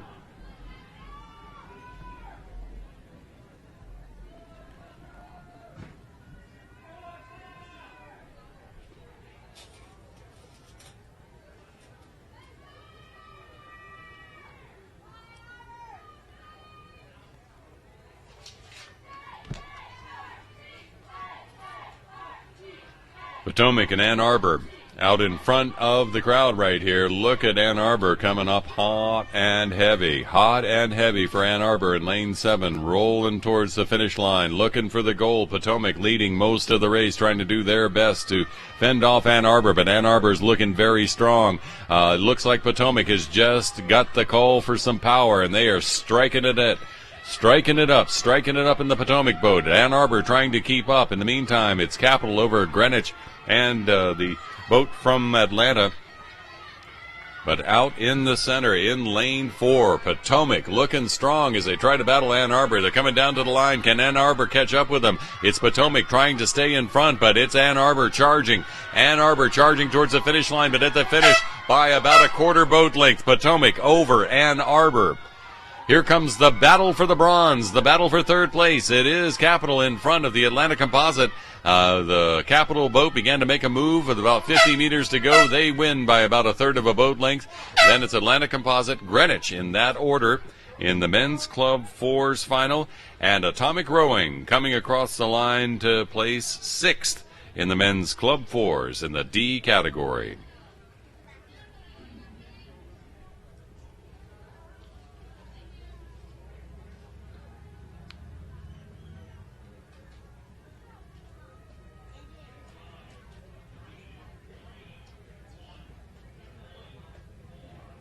The Atomic Rowing Club crossing the line.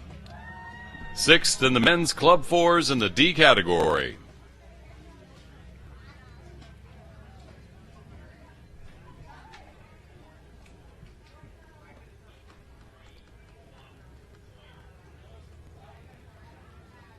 Just one boat you'll see coming down the racecourse next in the women's club quads for the A category, that 21 through 26 age category. It's the Capital boat racing against themselves for the gold medal in the women's club quads in the A category. We'll go from the quads to the doubles for the lightweight doubles, actually, in the women in the A category. The next race after this Capital quad comes across the finish line.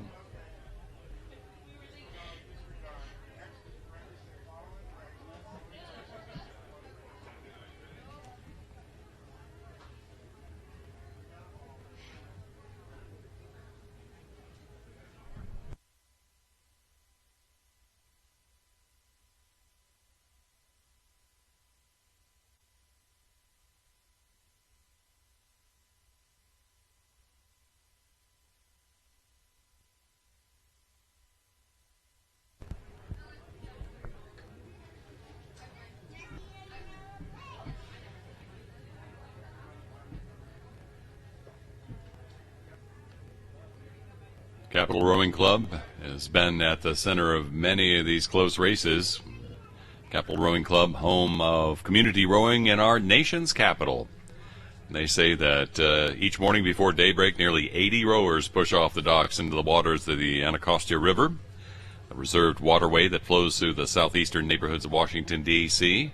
Very, very vibrant rowing community there at the Capital Rowing Club in Washington, D.C. 47 entries in this year's national championship. Not bad for a rowing crew that will be celebrating their 30th anniversary in 2018.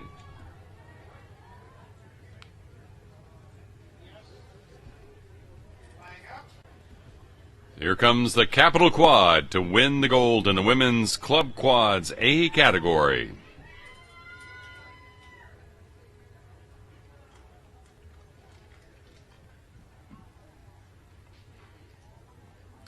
And they're not doing it the easy way. There they are with a sprint at the finish. Not a leisurely row for these athletes. So Capital with the gold in the women's club quads A category.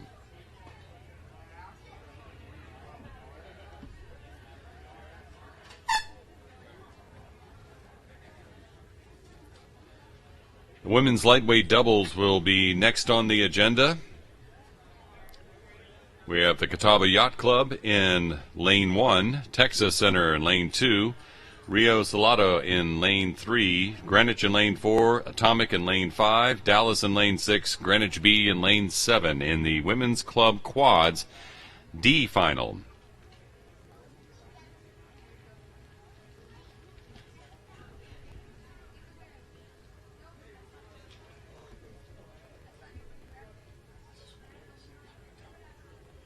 Lightweight doubles, Catawba in lane 2, Riverfront Recapture lane 3, Greater Houston Composite lane 4, Capital lane 5, and Alexandria in lane 6. It is Greater Houston Composite out front, Riverfront Recapture not far behind them.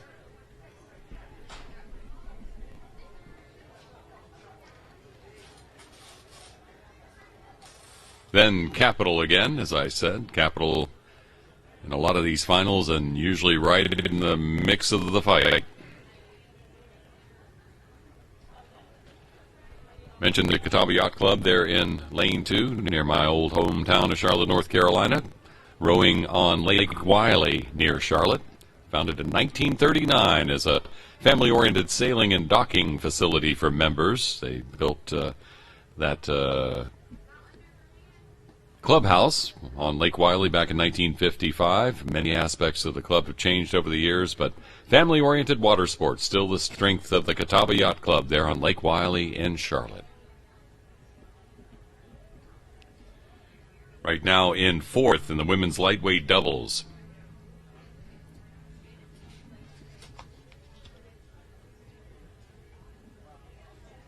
This is live stream coverage of the U.S. Rowing Masters National Championship for 2017 here on the U.S. Rowing YouTube channel.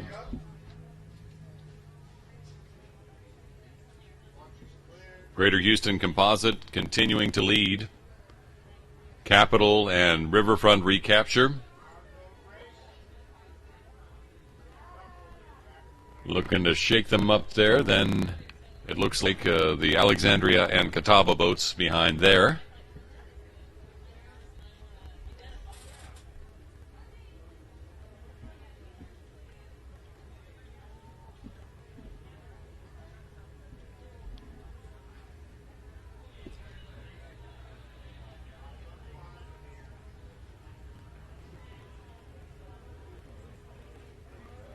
Flash of pink.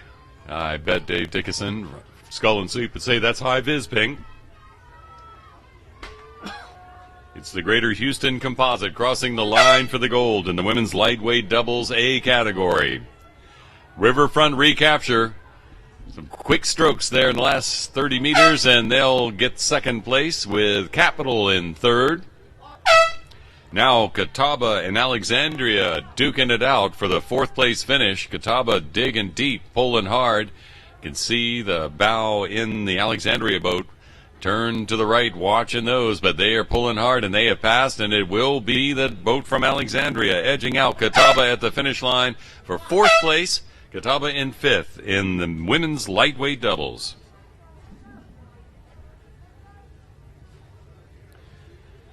Catawba Yacht Club in the next race, too. The Women's Club Quads, D category. Catawba in lane 1, Texas Center lane 2, Rio Salado lane 3, Greenwich in lane 4, Atomic in lane 5, Dallas in lane 6, and Greenwich B in lane 7. 2 Greenwich boats here in the Women's Club Quad D category final.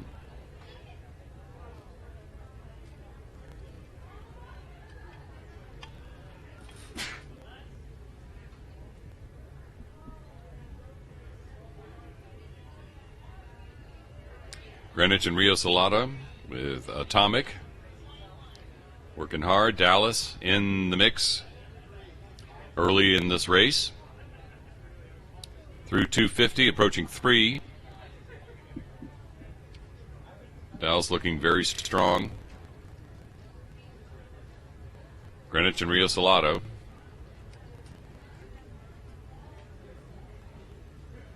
They head for halfway. Dallas ahead of Greenwich and Rio Salado, moving past them and moving through them, as a matter of fact, right through them and out in front, approaching the halfway mark. So it's Dallas, Greenwich in lane 4, Rio Salado in lane 3. Then the Greenwich B and Texas Center boats, Atomic and Catawba. But boy, that Dallas boat made a big move through the 300 up to the 5, and they have pulled way, way out in front of the crowd.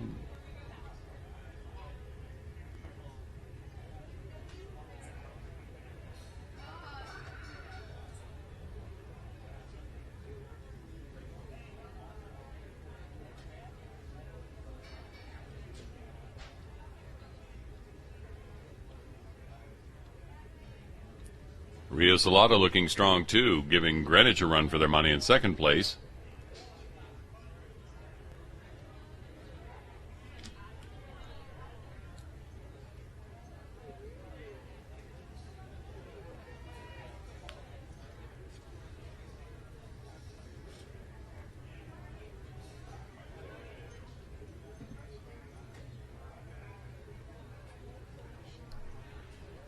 Dallas looking smooth.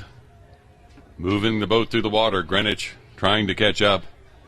Greenwich B boat and the boat from Rio Salado now beginning a battle as well. But Dallas looking very strong in the final 150 meters of this race.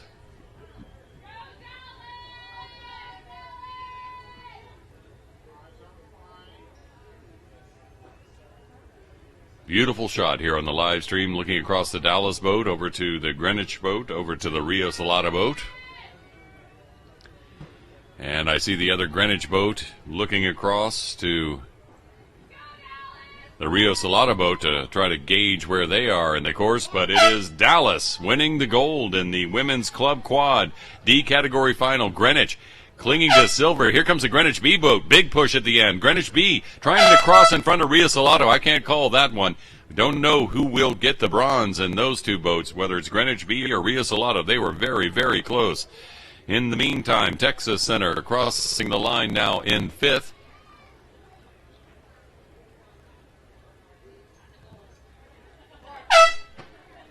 The Catawba Yacht Club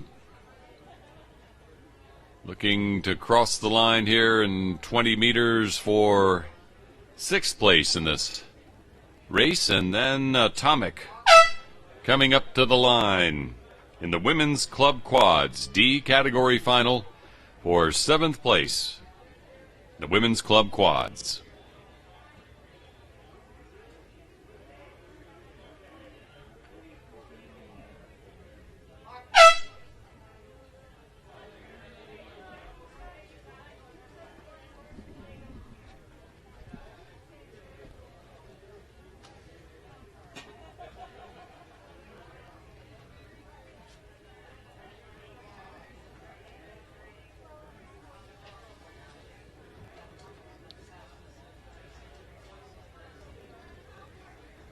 Going up in the age groups to G, H, and I for the men's open fours. This final racing down the course right now is Detroit Composite in lane 2, Chinook in lane 3, San Diego in lane 4, Riverfront Recapture in lane 5, Colorado Rowing Composite in lane 6.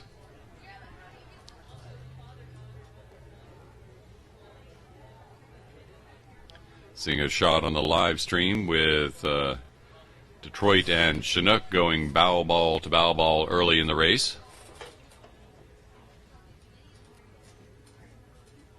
Detroit Composite and Chinook. Then San Diego Riverfront Recapture. The halfway point. 1, 2, 3, 4. Detroit and Chinook.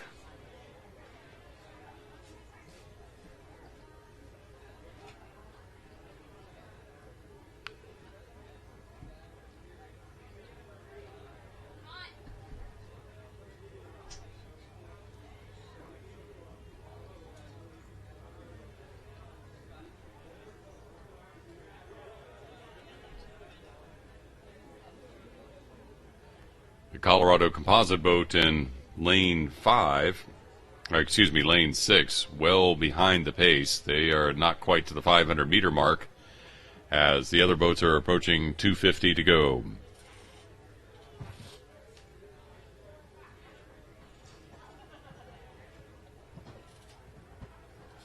Detroit Composite and Chinook. Riverfront recapture. 1, 2, 3 here in the men's open fours final for the G and H and I categories. The Detroit and Chinook battle for the G category. San Diego and Riverfront recapture battling for the H gold, and Colorado Rowing Composite in the I category stroking for the gold there. They are in lane 7, coming up behind the pack, but out front. This is the battle for the G. Gold, Detroit Composite and Chinook. Detroit Composite with the advantage with 40 meters away from the finish line. The Chinook boat trying to make a move, but that Detroit Composite boat looking very strong at the finish, winning the gold in the men's Open 4 final in the G category. Now here's the battles for H. San Diego and Riverfront recapture. Riverfront recapture out in front. San Diego a half a boat length behind, but working hard.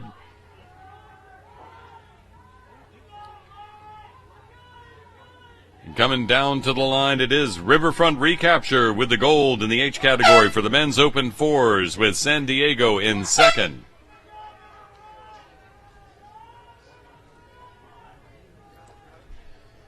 And here in the I category with an average age of 80 is the Colorado Rowing Composite, rowing for the gold in the I category for the men's Open 4s.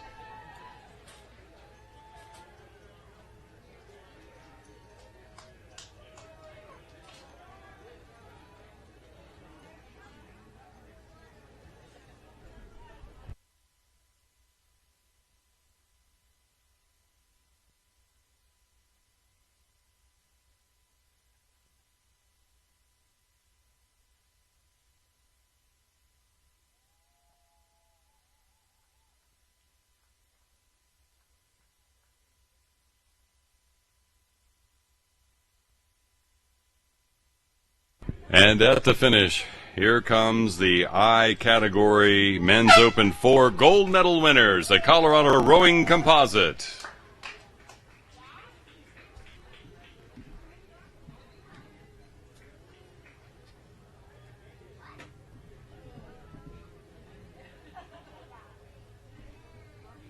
Back to the Open 4s, this time for the women. The E category, Saugatuck in lane 1, CRIB in lane 2.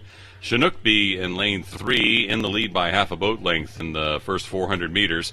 Masters Coaching in lane 4, CRI in lane 5, Saugatuck B in lane 6. So out front it is the Chinook B boat right now with Saugatuck, Masters Coaching, and CRI right behind him. Saugatuck B not far out of the mix either. In the women's Open 4 in the E age category. Through 500 and coming into view at the finish.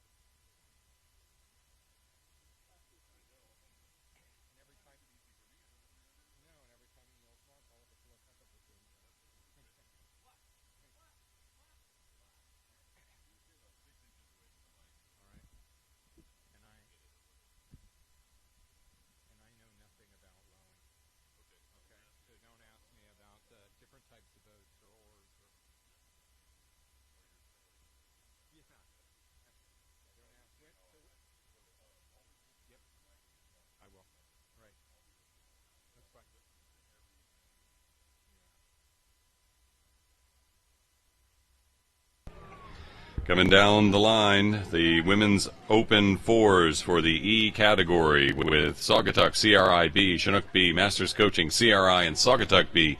2 Saugatuck boats and 2 CRI boats in this race. And it is that Chinook B boat that's been in the lead quite a bit of this race, with Masters Coaching, CRI, right behind them, and that Saugatuck boat on the far side of the course, sneaking in as well. But as they come down to the final 40 meters, Chinook B continuing to look strong in lane 3. We'll see who's going to be second, because Saugatuck in second right now, being challenged by CRI in lane 5, with just 20 meters from the finish. It is the Chinook B boat for the gold. Saugatuck holds on for the silver. It's CRI in third with the boat from Masters Coaching in fourth. The Saugatuck B boat in fifth. And here comes the CRI B boat in sixth. The women's open fours in the E category here at the 2017 U.S. Rowing Masters National Championships. The men's open fours in the E category next. Only three boats. Capital in lane 3, Greenwich in lane 4, and Riverfront Recapture in lane 5. Joining me at the microphone here near the finish, Mark Everton. And I want to say, ladies and gentlemen, listen up as we near the close of the 2017 U.S. Rowing Masters National Championships. Time to announce our location for 2018. After a strong bid process from venues all over the country, we're excited to be returning to the West Coast. The site for the 2018 U.S. Rowing Masters National Championships, you are the first to hear it, will be on beautiful Lake Merritt in Oakland, California. And here to talk about this wonderful venue and the beautiful Bay Area locale, Mark Everton, CEO of Visit Oakland. Mark, welcome to Oak Ridge, and congratulations. Look forward to visiting Oakland next year. Well, thank you very much, Mark. I came out yesterday to be able to witness just an absolutely exquisite regatta. So Oak Ridge has done an amazing job here on the lake today and yesterday, in fact, for the whole Masters. And Oakland hopes to replicate that next year, third week of August of 2018. Well, of course, when folks think about Oakland, they think about the Bay, but this is Lake Merritt. Tell us about Lake Merritt. Lake Merritt is a beautiful lake. It's about 3.5 miles around. It sits right in the center part of the city, so it's very different than what we've got here in Oak Ridge, in that it's a city center lake. It's salt water. Actually was built in about 1869 and was designated the first national wildlife refuge in 1870. So why did Visit Oakland think that rowing would be a nice addition to your beautiful city? Well, rowing is very much a part of our Bay Area community. We have a lot of rowing clubs in Oakland, and also there are rowing clubs in Berkeley and Richmond, and also across the bay in San Francisco. I'm speaking with Mark Everton, CEO of Visit Oakland, as we're watching the men's Open 4 final in the E category. Greenwich trying to catch up with Riverfront Recapture. Riverfront Recapture in the lead by a boat length or better over Greenwich. Capital trailing them by a few boat lengths in the men's Open 4 final, coming through 500 and now about 400 from the finish.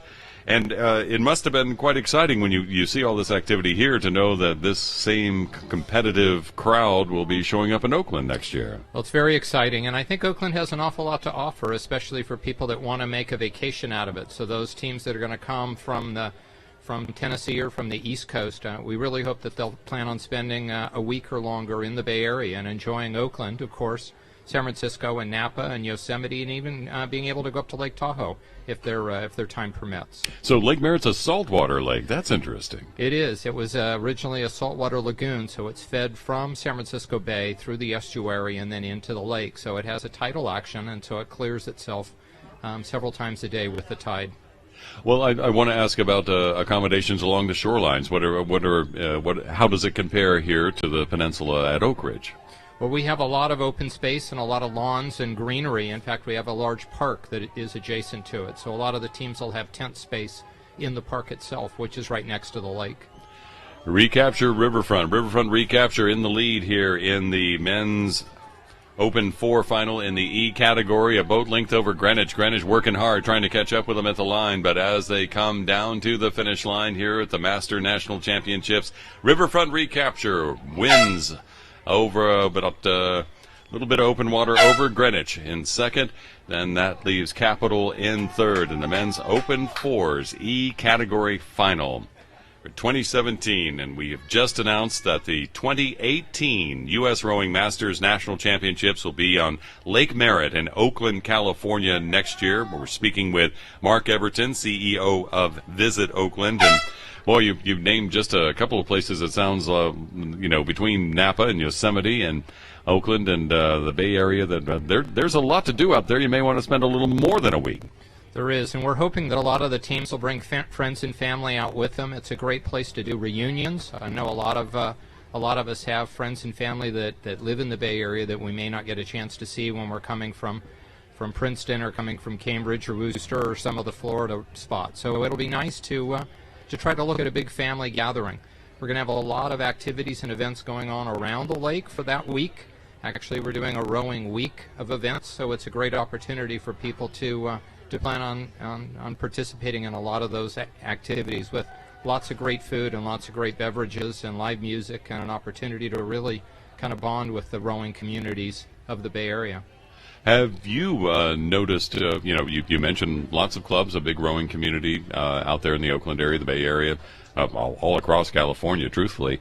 But I'm wondering if you have noticed that growth that rowing has experienced here in recent years. It's really become quite a growing sport. We've seen that quite a bit, and especially towards our youth. We've made a big effort to get rowing into the community, into the high schools, and we have several high school teams that are being coached by world-class coaches down on the Oakland estuary. So it's a great opportunity for students of high school age to come down and learn to row and get that experience and build that camaraderie with their fellow rowers. Mark Everton, CEO of Visit Oakland, talking about next year's 2018 U.S. Rowing Masters National Championships, Lake Merritt in Oakland, California.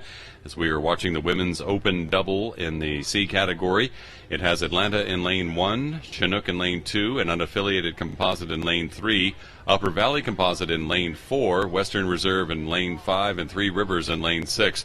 And it's that Upper Valley Composite in lane 4, stretching it out way out there, just in front of Western Reserve, and then the field spread out from there as they come down into the second half in the women's open doubles in the C category. That Upper Valley Composite in lane 4, way out ahead of this well spread out field.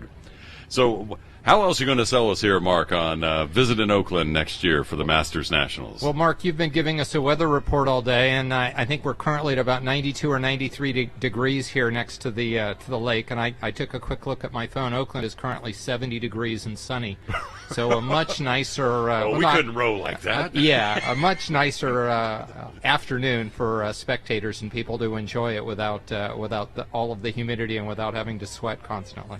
Well, very exciting. Looking forward to traveling and visiting Oakland next year. Thank you for letting us announce it here, and thank you for all that stuff. Anything else you want to share with the crowd before we go? Just very thankful, Mark. Thanks so much for having me on, and I'm looking forward to seeing you next August in Oakland. It'll be a great week. Mark Everton, the CEO of Visit Oakland, talking about next year's Masters National Championships in Lake Merritt in Oakland, California.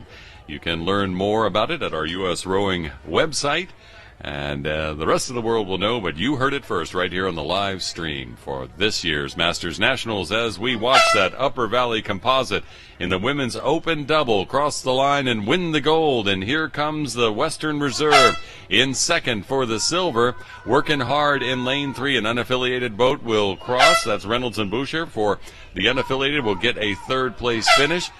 Fourth to Chinook, fifth to Atlanta, and sixth is Three Rivers in the women's open doubles final in the C category. One more time, after a strong bid process from venues all over the country, U.S. Rowing very excited to be returning to the West Coast. The site for the 2018 U.S. Rowing Masters National Championships will be on Lake Merritt in Oakland, California. Thanks again to Mark Everton of Visit Oakland.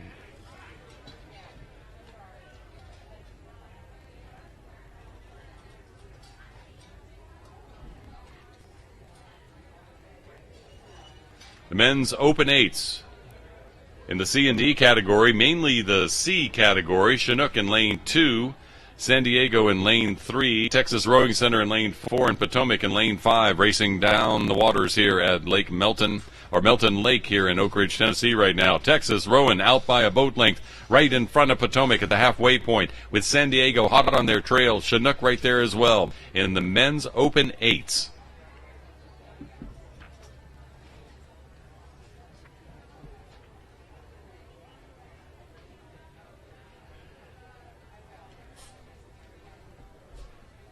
Love to imagine that weather in Oakland right now, 70 and sunny as we sit here in 91-degree heat in Oak Ridge, Tennessee. Not that I'm complaining. Willie Black's complaining, but I'm not complaining. It is a little bit warm, a little bit sticky, but always nice in this Tennessee summer. So we're watching these Big Eights come down, and mainly in the C category final, San Diego, Texas Rowing Center, and Potomac all C. The Chinook boat racing in lane 2 is an E category boat with an average age of 57.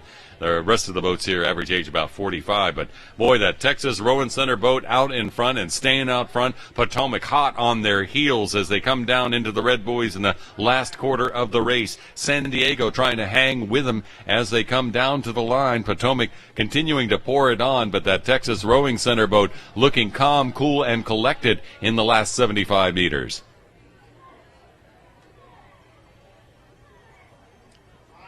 I can hear the coxswain in the Potomac boat coaxing on the rowers, but it's Texas Rowing Center heading towards the finish line. And the gold medal here in the C category final for the men's Open Eights. It's Texas Rowing Center with the gold.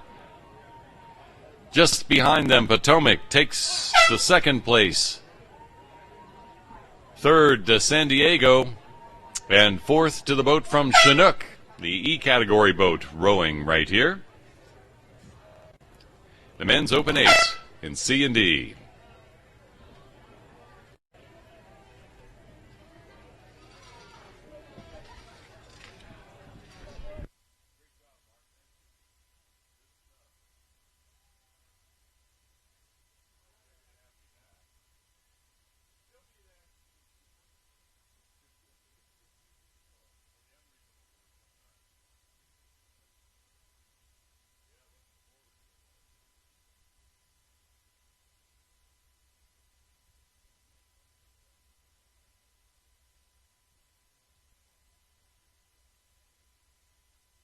Women's Open singles in the A category racing down the water right now. Dion Sturd from Tulsa in lane 1. Kelly Shepard, Greater Columbus in lane 2. Sarah Wilhall from Chinook in lane 3. Katie Varga from Litchfield Hills in lane 4. Catherine Sheehan from CRI in 5. And Lori Perry from St. Louis in 6. Just underway. 200 meters into the race. Still reasonably close as they roar down the water.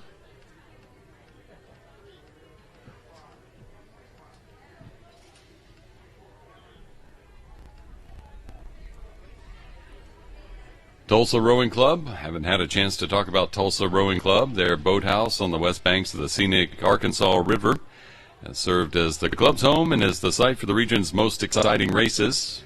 They had a fire recently that destroyed their original 1991 boathouse, but construction begins here in the fall on a new 2-story boathouse for Tulsa Rowing Club, Tulsa, Oklahoma. 4 entries. This is 1/4 of the races that are in. Dion Sturd in lane number 1, racing in the women's open singles in the A category right now. And looks like she's right there in the mix as they move towards that halfway point. Fairly evenly matched, it appears. They're all 6 boats, all within a boat length of each other. Still early, though. You know how fast it can change as they roar down the track. Dion Sturd, looks like Catherine Sheehan from CRI up there, too, as well as Lori Perry from St. Louis. So Dion Sturd, Catherine Sheehan, Lori Perry, Tulsa, CRI, and St. Louis in that order, moving up the water towards the finish, passing 500 in the halfway point.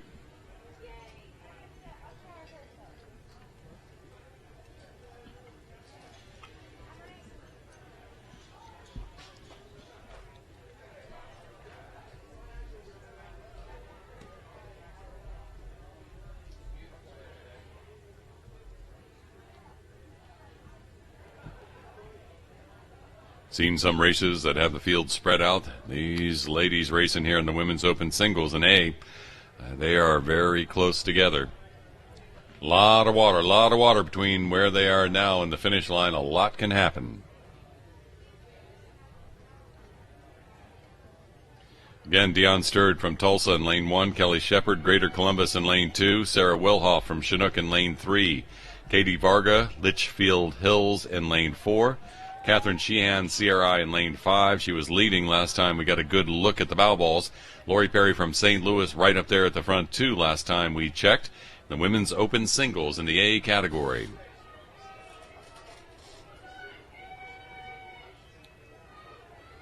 Still anybody's race. Look at this. Close grouping. All 6 boats in the race.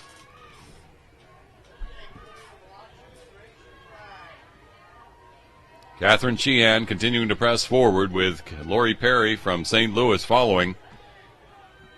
Dion Sturd, Kelly Shepard, Sarah Wilhoff, Katie Varga, all in the mix. Here they come. Big sprint beginning. Catherine Sheehan from CRI pouring it on right now, beginning to pull away. So is Kelly Shepard from Greater Columbus as they come down to the line. Sarah Wilhoff from Chinook will not be denied either. She's moving forward. In the meantime, it is Catherine Sheehan from CRI now with a boat length. The Sarah Wilhoff Chinook boat beginning to move forward, and so is Kelly Shepard's Greater Columbus. But it is Catherine Sheehan from CRI with a gold. Sarah Wilhoff Chinook for the silver, and Kelly Shepard from Greater Columbus. The other 3 boats all within a stroke of each other. Dion Sturd and Katie Varga and Lori Perry. Hard to call there for the 4th place finish. But boy, what a race that was in the women's open single A category final. But wait, there's more fun still coming down. The men's open 4s in the A category. New Orleans in lane 1, Potomac Composite lane 2, Riverfront Recapture in lane 3, Lincoln Park in lane 4, Chicago lane 5, and Lincoln Park B in lane 6. And it is the Lincoln Park and Riverfront Recapture boats going oar to oar at the 500-meter mark. Then it's Lincoln Park B in 3rd place with the Potomac Composite and New Orleans right there with them. Chicago, the Lincoln Park B slightly behind in this race for the men's open 4 final, but out front, Riverfront Recapture and Lincoln Park duking it out.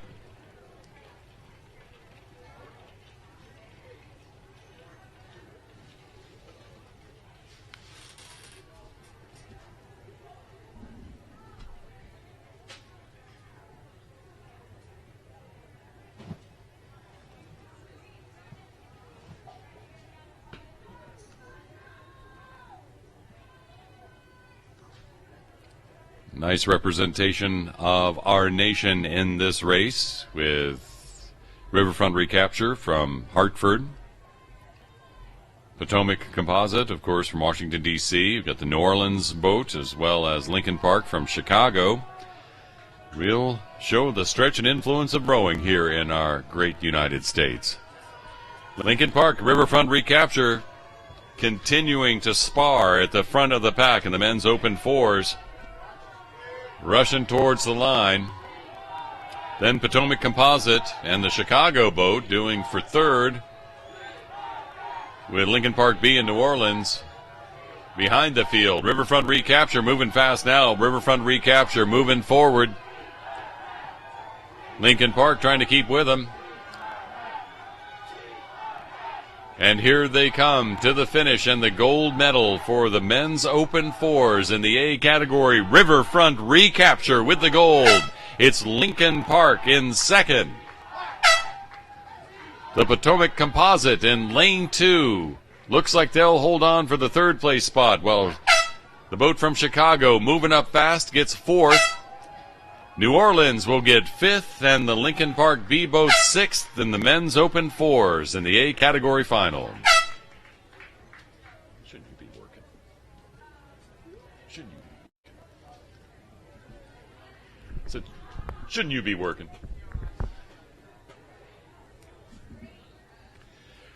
From the 4s and the sweeps, meaning 1 rower and 1 oar, to the quads, meaning 1 rower, 2 oars.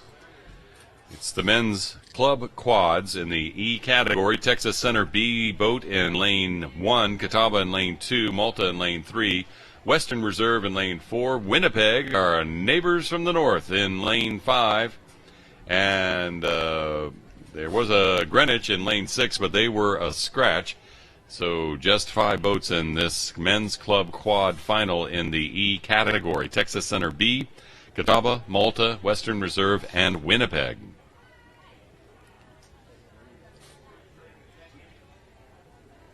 Catawba and Malta appear to be out in front through the first 250. Malta really moving fast from my camera angle.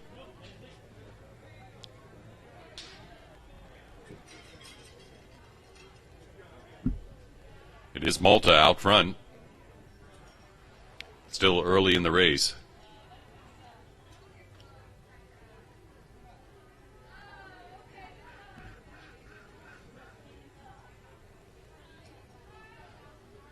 Malta out front with open water through 350.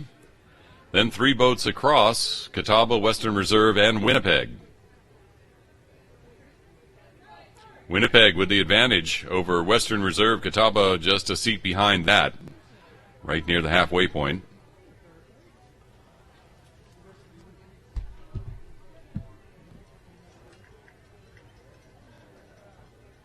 And Malta, boy, Malta really applying power there in lane 3. They had been moving fast right out of the start.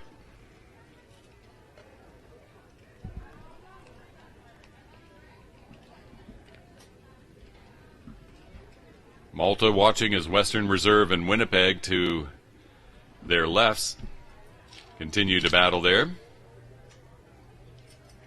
Catawba boat hanging in. Texas Center's B boat over in lane 1, a little off the pace and behind the pack, but still right there. 300 meters to go.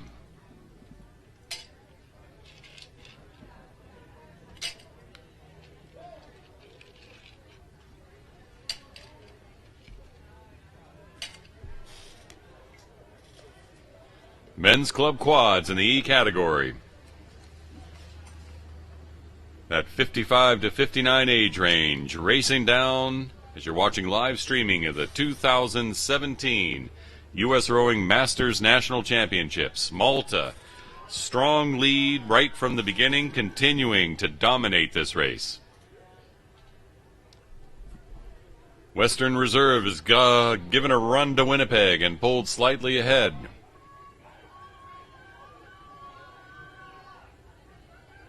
But Malta flashing those blue oars towards the finish and the gold medal in the men's club quads in the E category. It is Malta with the gold. Western Reserve still dueling with Winnipeg. It is Western Reserve in second, Winnipeg in third. Here comes Catawba crossing in fourth. And then the Texas Center B boat will be fifth in the men's club quads E category final.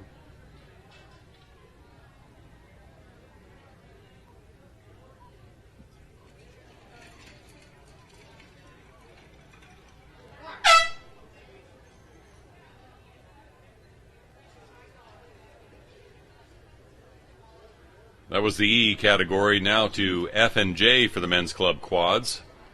Nashville in lane 2, Texas Center in lane 3, both racing for the G category gold. Cambridge in lane 4, Wyandotte in lane 5, and Minneapolis in lane 6 going for the F category gold in the men's club quads final. For the F through J categories, just F and G represented in this particular race. As we're down to the last handful of races at the 2017 USRowing Masters National Championships. Again, just a few minutes ago, we had Mark Everton from Visit Oakland to talk about Lake Merritt in Oakland, California, the site of the 2018 USRowing Masters National Championships. That announcement just made a few minutes ago. You watching the live stream and here at the venue in Oak Ridge were the first to learn of that location. The announcement made here, now the rest of the world learning about the 2018 Masters Nationals in Oakland, California. Details still to come. We're talking about 91 degrees here right now, and Mark Everton from Visit Oakland, the president and CEO, mentioning, well, he checked it up and it's 70 degrees and sunny in Oakland right now. So we'll see how that all shakes out next year. Sure, it'll be beautiful as we watch the men's club quads come down again. Nashville and Texas Center in row lanes 2 and 3 battling for the G category gold. Cambridge, Wyandotte, and Minneapolis in lanes 4, 5, and 6 are looking to battle for the F category. And it does look like the Cambridge boat in lane 4 is the one leading the F category. It looks like it's Cambridge, Minneapolis, then Wyandotte in that category. Nashville and Texas Center. Texas Center is the one that is ahead.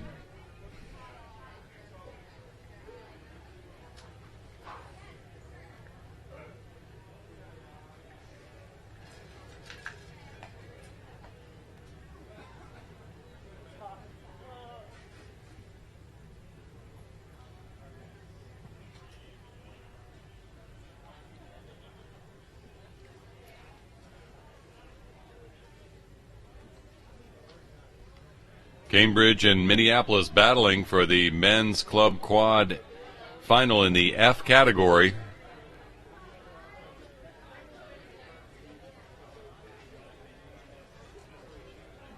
Texas Center has a handy lead over Nashville for the time being. The men's club quad, again, 2 races, 2 golds right here. G category in lanes 2 and 3, F category in 4, 5, and 6.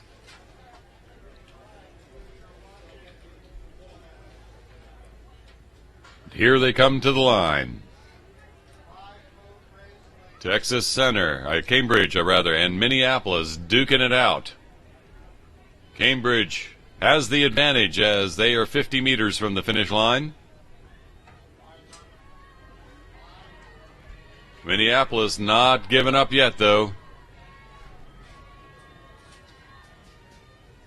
But at the finish, it is Cambridge winning the gold in the men's club quad final in the F category. Minneapolis coming in second. Here comes Texas Center crossing the line to win the G category gold in the men's club quads. Wyandotte in lane 5 crossing for the F category. Nashville in lane 2 for the G category. And that's it for the men's club quads in the F and G age categories.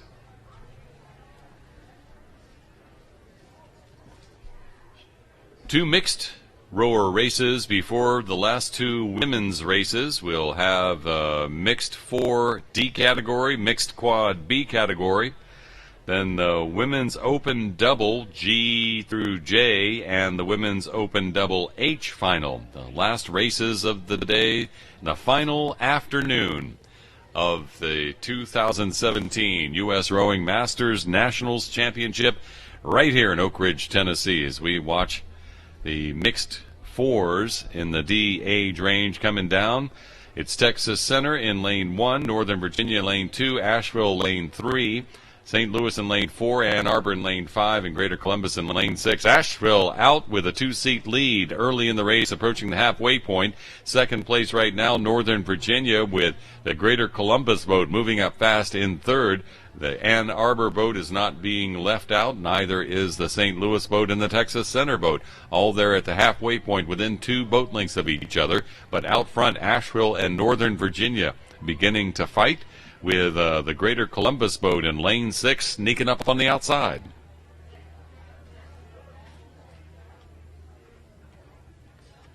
As we wrap up the competition, a reminder to go visit and thank the vendors here at the Masters National Championships here in Oak Ridge. And if you walk past the awards tent, check out some of the vendors further up the peninsula. The Grand Oaks Elementary School tent has been trying to feed you as they raise funds. They also have eclipse glasses available for sale. If you have not gotten your pair for eclipse glasses, you just walk by and go to the Grand Oaks Elementary School tent just past the awards tent. They can fix you up with some eclipse glasses. The mixed 4, male and female rowers competing in each boat, an even mix. Asheville's been out in front, Northern Virginia right there with them, and Greater Columbus sneaking up on the outside. In the meantime, Ann Arbor's moving in, as well as the boat from St. Louis. but very tight out front in the front three. Boy, my, how that lineup has changed just in the last few meters. Texas Center trailing the field, the only one off the stroke, but boy, the rest of them are moving right along, and it is that boat from Asheville in the lead about halfway and still in the lead, but Northern Virginia trying not to be left behind. They're trying to hold on. In the meantime, Greater Columbus is having to deal with the boat from Ann Arbor and the one from St. Louis. St. Louis has made some great progress too, but coming down to the line in the mixed four final for the D category, here comes Asheville. Asheville crossing the line and grabbing the gold. In the meantime, Greater Columbus with a big push at the end, trying to catch up, but Northern Virginia gets the silver. It is Greater Columbus for the bronze, then Ann Arbor, St. Louis, and Texas Center in that order for the mixed fours in the D category.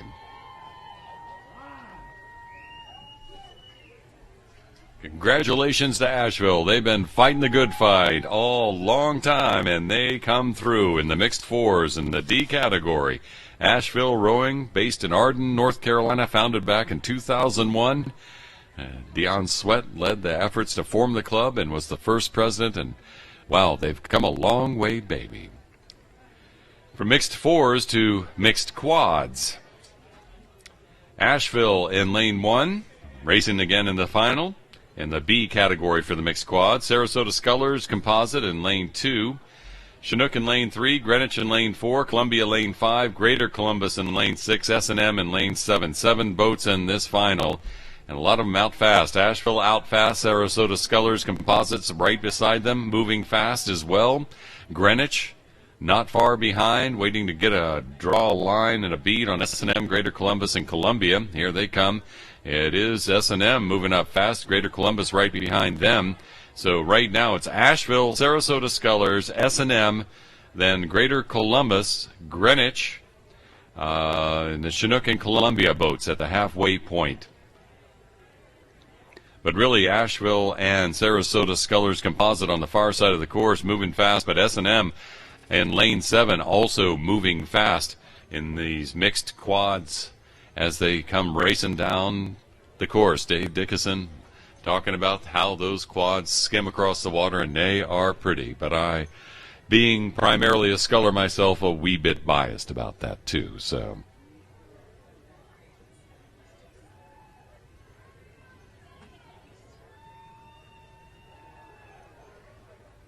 S&M, Greater Columbus moving fast. Asheville and the Sarasota Scullers Composite also there. S&M, big move since the 500-meter mark. They are in the lead with Greater Columbus behind them. Asheville and that Sarasota Scullers Composite trying to chase them down. Greenwich behind them along with Columbia. And Chinook trailing the field by a few lengths. That S&M boat, as we watched it begin to approach the 500-meter mark, was really turning on the afterburners. Asheville, in the meantime, beginning to turn on its afterburners over in lane 1 as they're coming down to the line in the mixed quad final in the B age category, 36-42. Asheville out to an early lead over the Sarasota Scullers. S&M making a big move at the halfway point, and they're coming down to the line. Greater Columbus trying to chase the front 3. In the meantime, Asheville has cranked up the speed, but so has S&M, and they're moving down to the line. Asheville trying to fend off S&M. S&M moving fast through the last 20 meters. It's S&M with the gold in the mixed quads. Asheville in the silver. Here comes Sarasota Scullers Composite for third. Greater Columbus, a great row down the way, flagging at the end. They'll settle for fourth. Here comes Greenwich. They'll be in fifth. 7-boat race right here. Columbia stroking fast across the line in the mixed quads for sixth. And then it will be Chinook for seventh in the mixed quads in the B category here at the 2017 Masters Nationals. What a finish there. A big push from S&M. Asheville, you can see their disappointment.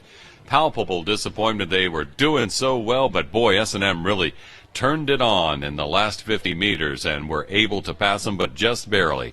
Asheville getting the silver there in the mixed quads.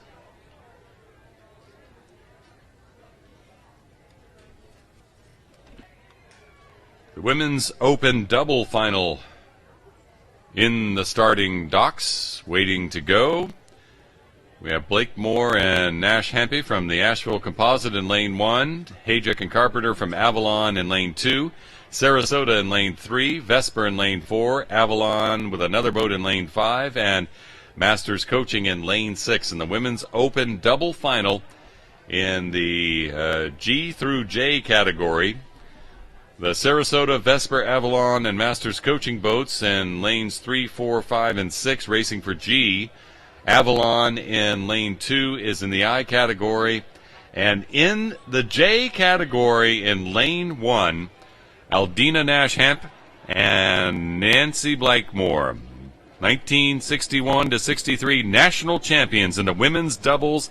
They've not raced together in 55 years, and here they are at the 2017 Masters Nationals racing again. Aldina lives in Asheville. Nancy lives in Seattle, and Aldina challenges all you H&I rowers to step up and race the J's. Sounds like they just threw down the gauntlet and are saying, try to catch us as we go flying by. Special thanks to Vespoli Racing for providing a complimentary shell to commemorate this historic row from Aldina Nash Hampy and Nancy Blakemore, 1961 to 63 national champions in the women's doubles. They are racing in lane 1 in the J category, and they're trying to shame those H&I rowers. And in the meantime, it looks like there is a bit of an issue with one of the boats towards the front. I believe it is the I boat in lane 2 that was having a little bit of difficulty. I'm not really sure what the issue is, but we'll have to wait and see. They got off to a start, but then didn't do well. So here comes Nancy Blakemore and Aldina Nash Hampy in lane 1, racing right along with Sarasota in lane 3, Vesper in lane 4, Avalon in lane 5, and Masters Coaching in lane 6. And, well, those are in the G category. That J category over there in lane 1 is sticking right with them.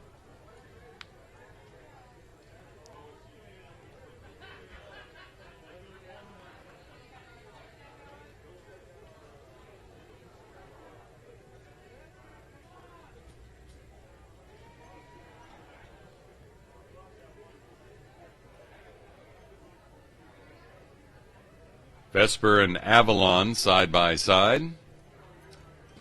With that Asheville composite of Blakemore and Nash Hampy, just about a boat length back from there.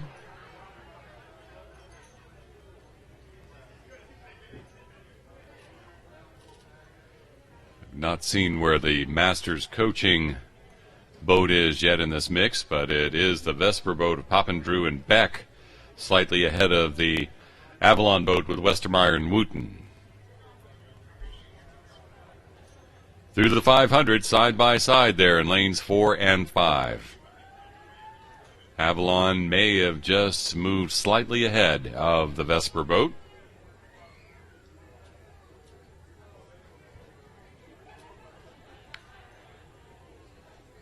Women's Open doubles. And there on your screen, if you're watching the live stream, is that 1961 to 63 national champion women's doubles boat with Aldina Nash Hampy and Nancy Blakemore, and they are looking in fine form there in the J category with an average age of 83.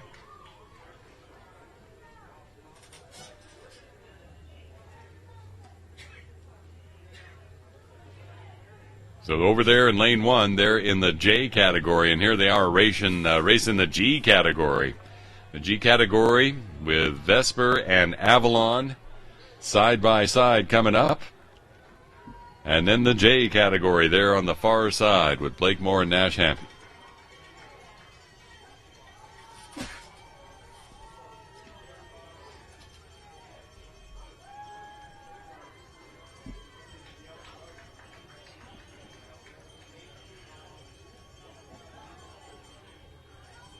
So the final quarter of the race, let's hear it for Aldina Nash Hampy and Nancy Blakemore, the women's doubles national champions in 1961 and 63. still roaring hard at an average age of 83 in that boat over there in lane 1. Thanks again to Vespoli Racing for providing that complimentary shell to commemorate this historic row. They've not rowed or raced together in 55 years, and boy, they're still looking in fine form. In the meantime, they're still dueling for the G category, trying to stay ahead of that boat in the J category. It's a battle between Vesper and Avalon. Avalon with the advantage now over Vesper with just a few meters to go in this doubles race. Here they come to the line. Let them hear you roar. Blakemore and Nash Hampy in the Asheville Composite over there in lane 1. Giving those G category folks a run for their money, and here they come. It's Westermeyer and Wooten from Avalon winning the gold in the G category. Vespers, Poppin Drew, and Beck in second. And now for the gold in the category J, the women's open doubles. It's Nancy Blakemore and Aldina Nash Hampy.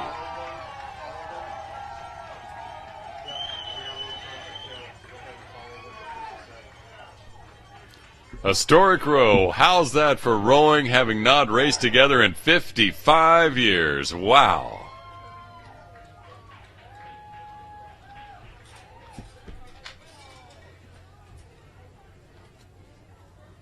What a great row right there.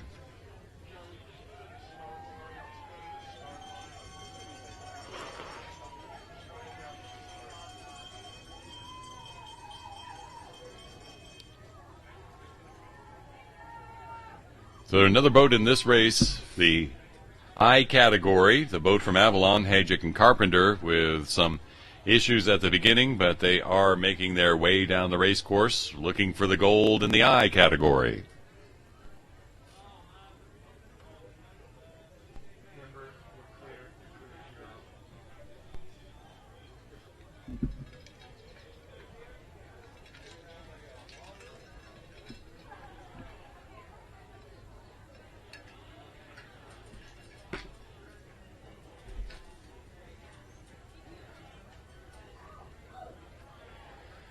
So a big thanks to Willie Black and all our volunteer camera operators, Amber and the crew, doing a great job with this live streaming of the 2017 U.S. Rowing Masters National Championships here in Oak Ridge, Tennessee.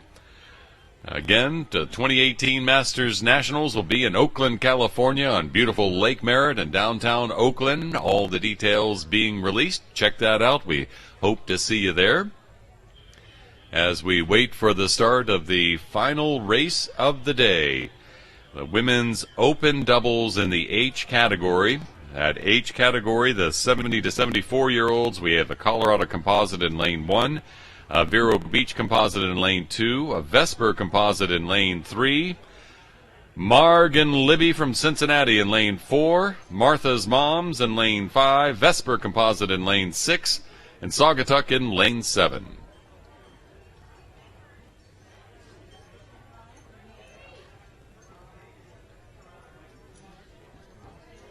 And they're off. The final race for the 2017 U.S. Rowing Masters National Championships. Again, thank you to all the U.S. Rowing referees for keeping this competition running smoothly and safely, and also making sure everyone's a good sport about it all.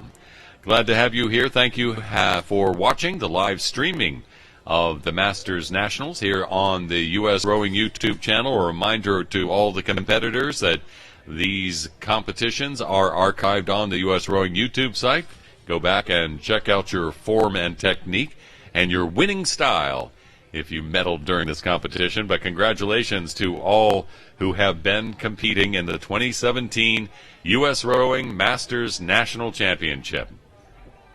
So again, the final race on the course, the women's open doubles final in the H category. Colorado Composite, Teberek and Worcester in lane 1. Vero Beach Composite, Gould and McLean in lane 2. A Vesper Composite, Can and Constant in lane 3. The Cincinnati Rowing Club, Marg Thur and Libby Bean in lane 4. Smith and Rundy from Martha's Moms in lane 5.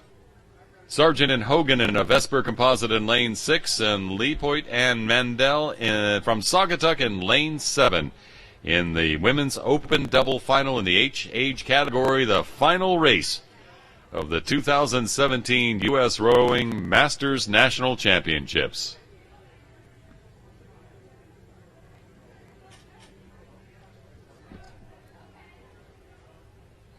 Vesper Composite in lane 3, leading early in the race.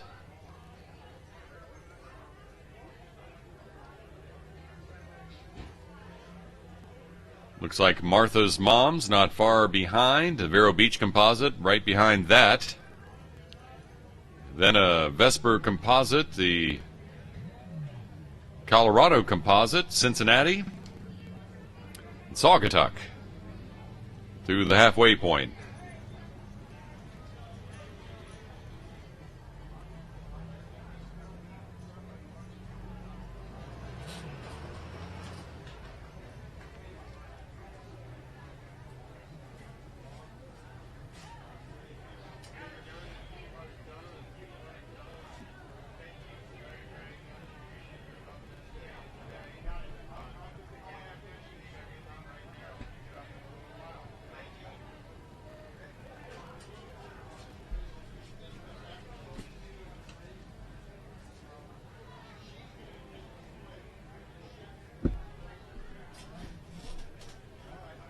So, ladies and gentlemen, boys and girls, let's bring them home in the last race for the Masters Nationals as the women's open doubles comes down to the red buoys.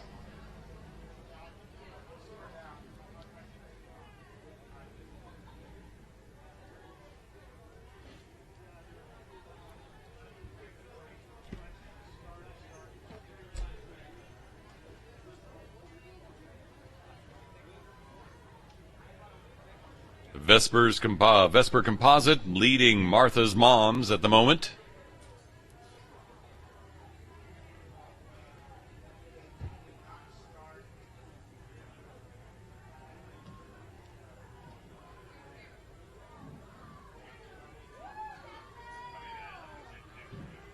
And the Vesper Composite in lane 6 in there too. It's a Vesper Composite of Can and Constant in the lead right now.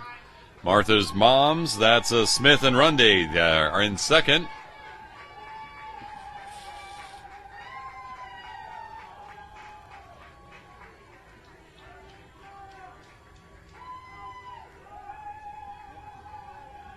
Third is the Vesper Composite of Sargent and Hogan, lane 6.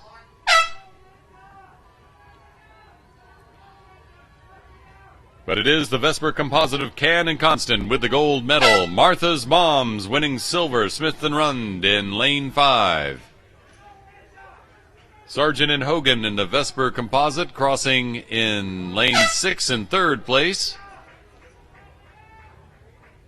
Then a Vero Beach Composite with Gould and McLean, followed by Colorado Composite, Teberick and Worcester, and the Leipold and Mandel Saugatuck in 6th, with Thur and Bean from Cincinnati rounding out the U.S. Rowing Masters National Championship in the Cincinnati boat in lane 4 in the Women's Open Double H category final. I'm Mark Purcell on behalf of Willie Black and the rest of the video crew. Thanks for watching live streaming of the 2017 U.S. Rowing Masters National Championships on the U.S. Rowing YouTube channel. We'll see you again next year at Lake Merritt in Oakland, California for the 2018 U.S. Rowing Masters National Championships.